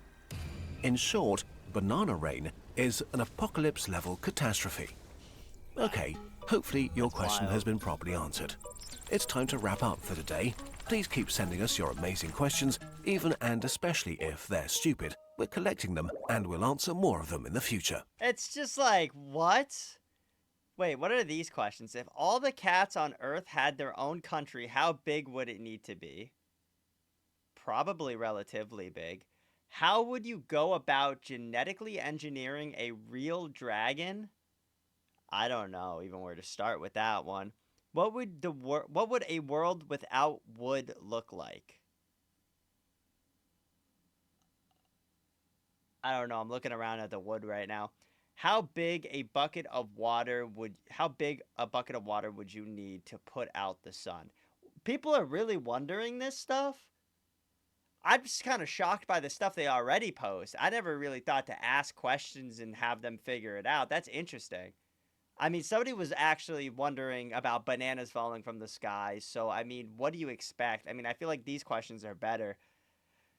People be asking weird questions for real. But hey, you know what? Now we know. We don't want bananas falling from the sky. We do want jellyfish encaptured, I guess. Or maybe we don't want the jellyfish encaptured. Maybe that'd be a waste of money. With that being said, thank you guys so much for watching. If you guys haven't already, make sure you absolutely smash that like button. Honestly, it's pretty cringy if you haven't. I mean, I'm not upset at you, but like, come on. You don't want bananas falling from the sky now, don't you? You don't, right? You don't? Okay, yeah, I was about to say, like, that'd be kind of weird if you did. It's okay. It's okay. You don't got to worry about that. You don't got to worry about that. All you have to do is hit that subscribe button, because if you haven't, what are you doing, bro? Just subscribe, join the White Army. Thank you guys so much for watching, and I will see you all in the next video. Peace. Hey, yo, what is poppin'? It's your boy, Whiteout, and today we are going to be watching a little video. It is going to be called, Are There Lost Alien Civilizations in Our Past? Let's think about that for a second. Could there be a civilization before us that got so advanced that they left? Maybe they came back and built the pyramids. Maybe they're traveling the universe right now. Who knows? But today we might find out. That's right. It's time to get 1% smarter. Let's lock in. When we think about alien civilizations, we tend to look into the vastness of space to faraway planets. But there is another incredibly vast dimension that we might be giving too little thought to: time. Could it be that over the last hundreds of millions of years, other civilizations existed on Earth? Indigenous technological species that rose and died out, and that they or their artifacts are buried beneath our feet. What does science have to say about this, and what are the implications for us? What do you guys think? Let me know in the comments down below. Did we have an ancient civilization? Life on Earth has existed for 4 billion years, mostly as single-celled organisms, until some 540 million years ago, the Cambrian explosion heralded the age of animals. A huge time window for our indigenous aliens. Where would we look for them, and what could we hope to find? Sadly, we have only one civilization to look at: ourselves. Anatomically modern humans emerged around 300,000 years ago and probably lived in small groups of hunter-gatherers, slowly spreading around the world. Progress was slow and our lifestyle didn't change much, although there may have been local bursts of complexity. Until about 10,000 years ago, when the agricultural revolution changed our lifestyle forever, enabling massive population growth and technological progress. Rather than just animals with culture and tools that would have been invisible from space, we changed the face of the planet, cleared forests and constructed cities and temples for our gods at breathtaking speeds and scales. Until about 300 years ago, we became an industrial species, and yet again our numbers grew exponentially, as did our impact on the planet. We could say that our 300,000-year-long history has 3 phases. We were hunter-gatherers for 97%, farmers for 2.9%, and industrialists for 0.1% of our history. And yet, we are super new on Earth. On geological timescales, even the sturdiest things lose their durability. The oldest large-scale surface is the Negev Desert, a meager 1.8 million years old. Everything older has been crushed to dust or turned over, and it's either below the ground or covered by ice or ocean. How far would it be below the ground, though? Like, just think about it for a second. Let's say, because there was Pangea, right? In Pangea, everything, all the continents were together, right? So let's say there was a circumstance where there was an ancient civilization, and all of them were conjugated on pretty much everything pushed together before it got split off. Could it have been maybe a nuclear war through them that split that up? Also, was Antarctica still completely ice at that point? I don't think it was, right? So if Antarctica wasn't completely ice, could there be stuff hidden in Antarctica? People already say that there is stuff hidden in Antarctica, but like who knows in reality? But I feel like we would find something, right? I feel like we would find something in the past that like I guess under all the soil and under all the dirt that we would be able to kind of correlate and kind of say this was an ancient civilization. Our age, the Anthropocene, will be a layer only a few centimeters thick in a few million years. If there were aliens before us and they too went through these three phases, what would remain of them? What can we learn about indigenous aliens by looking at ourselves? Hunter-gatherer aliens. We actually know that in the last few million years there were hunter-gatherer aliens. Our ancestors like Homo erectus and cousins like the Neanderthals or Denisovans, and probably many more that we haven't found yet or are lost to time forever. They left fragments of their bodies, of weapons and tools, and even art. Considering how long they existed and how little remains of them, although they lived not that far from our present, it's easy to think there have been others. Intelligent animals like us that could talk and use tools and fire, that had culture and art. For the last 2 million years, most hominins lived as hunter-gatherers, so if these aliens never moved up higher on the tech tree, hundreds of different species and cultures could have existed without leaving any traces. Their artifacts lost to biological and then geological processes. At worst, they would leave absolutely nothing to be found after thousands of years. But what about fossils? We talked about how unlikely the process of fossilization is in more detail in our dinosaur video, but in a nutshell, per 100,000 years of Earth's history, we only get a handful of good fossils. So we might easily just miss fossils of such people, but even if we had any, we wouldn't necessarily be able to identify them as hunter-gatherers. Agricultural and empire aliens. Looking at humans again, agricultural societies left much more to be dug up and found because they used more sophisticated tools made from sturdier materials and had to feed millions, leaving many more artifacts. Farming allowed them to specialize and develop tech from writing to navigation, architecture, and government. Over thousands of years, city-states became kingdoms and empires, some existing for millennia before they fell. Many of the buildings or monuments they constructed are still around, and traces of them will exist for a few thousand more years. Some only as outlines in the ground, but still recognizable to future archaeologists. The pyramids are piles of limestone so massive that they will probably be around for hundreds of thousands of years. And because of the greater numbers of humans that lived during our farm and empire period, we can expect way more fossils and artifacts to be detectable, maybe for a few million years before they vanish. So we can say with confidence that no such indigenous alien civilization existed in the last few million years, because otherwise we would have found something that they left. How far have we dug actually down? Like, genuinely, how far have we dug down? I know that there is a certain area, because they don't know what the actual center of the universe is. It's all hypotenuse, right? It's all, like, a guess, I guess you can say. It's like they don't actually know if there's a core, there's an inner crust, outer crust, or whatever it's called. But they don't know if it's all of that, because we haven't actually got down that far. So we actually don't know if there's like a ball of like fire and lava in the middle of the universe. It could be a whole entire universe in the middle of the or not universe, Earth. But you don't know what's in there, right? So there could be so many other layers of extra stuff, like potentially buildings. I don't know if buildings are the way to go. That's why a lot of people said aliens were coming from the water, because there's like inner Earth theory and stuff, which is a cool theory, but at the same time, it's like you feel like there would be entry point to it, you know? Still leaves a window of hundreds of millions of years, back to the emergence of complex life where we wouldn't be able to tell. If there were alien pre-industrial societies and empires on the level of the ancient Romans or Chinese, they would have likely disappeared without a trace. Their tools, even advanced metals, would have rotted away. If they dug up canals, cleared forests, and built cities, their traces would be very hard to distinguish from nature.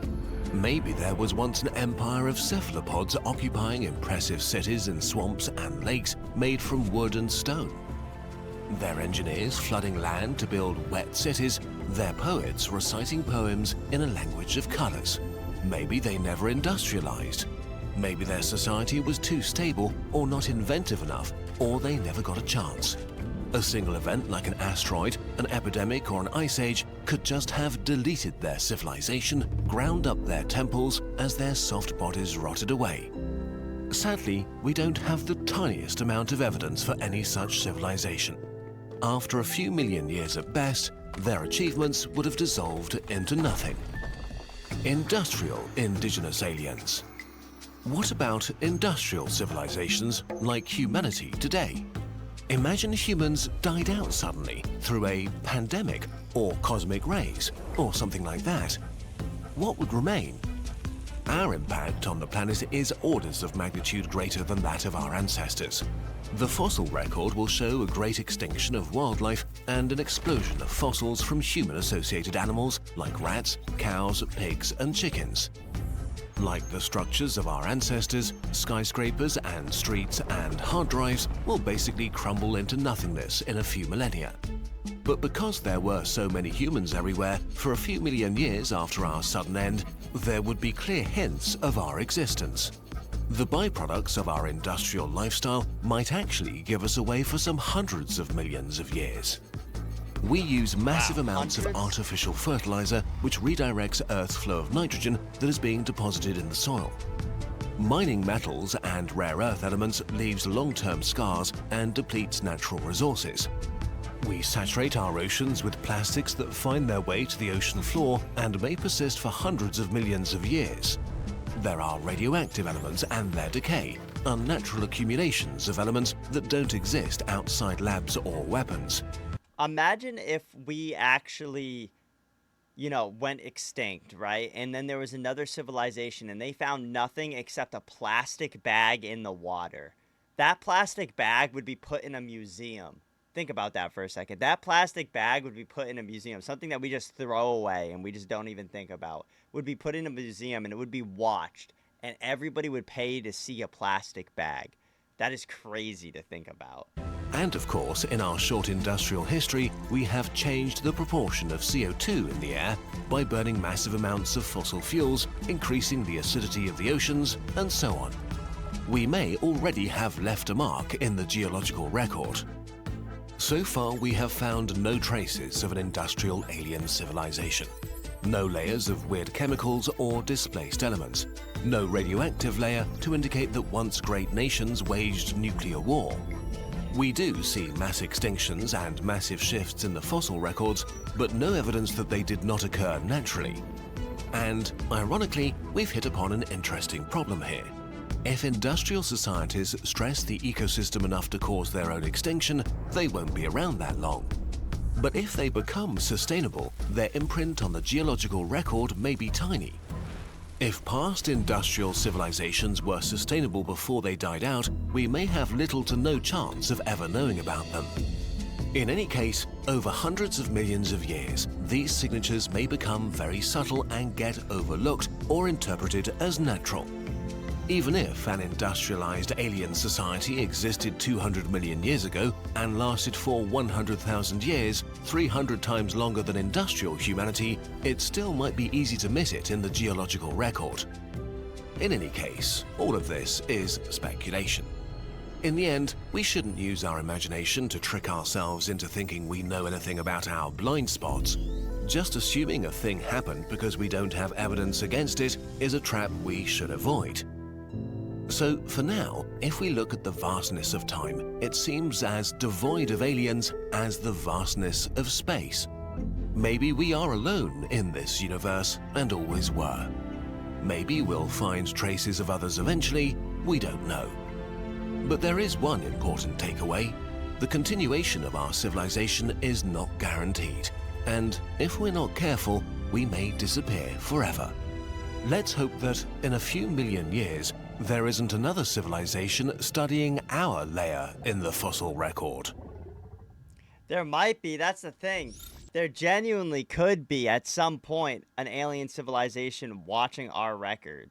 Like, looking at us and wondering what we are. When it comes down to it, thinking about it, though, I think that there could potentially be another civilization, right? Like, there could have been. I don't think that they did the same stuff we're doing. I don't think that they are using gas and stuff like that. I think that they used a more natural energy source that maybe that was technology that we've lost. Like, think about how they built the pyramids, right? They obviously used some technology. Some people said potentially sound waves and stuff like that, but they definitely used some technology that we were so unaware of. Especially if you look at the pyramids in Egypt and then you look at the pyramids in Mexico or South America. It's one of those things where it's like, you look at it and you're like, what was this used for? And then it's kind of coming up that like maybe that they were used for energy and stuff like that, and they were used as conductors because they had the gold tips and stuff. So it's like, I think that they were so advanced that they were advanced on a different level, though, where we kind of have a more technology advancement versus them that had a more spiritual enhancement, I guess you can say. Or like, I don't know. That's what I think. I think that they were more advanced overall, just in a different format that we can't even fathom, and maybe one day we'll know. But there's a lot of stuff with frequencies and stuff like that that I feel like gets overlooked very well, or gets hidden potentially. It's weird because like Nikola Tesla talked about it too. I don't know if you guys ever heard about him. Probably heard about him. I don't know if you guys ever looked into him though. But he has some very interesting stuff. But anyways, with that being said, thank you guys so much for watching. If you guys haven't already, make sure you absolutely smash that like button. Honestly, it's pretty cringy if you haven't. I mean, let's make sure that they at least find this video so they can know what happened potentially. You know what happened? I'm gonna dig a hole, throw an SD card in there. So make sure you hit that subscribe button so they know about you. Because if you haven't, what are you doing, bro? Just subscribe, join the Whiteout Army. Thank you guys so much for watching, though, and I will see you all in the next video. Peace.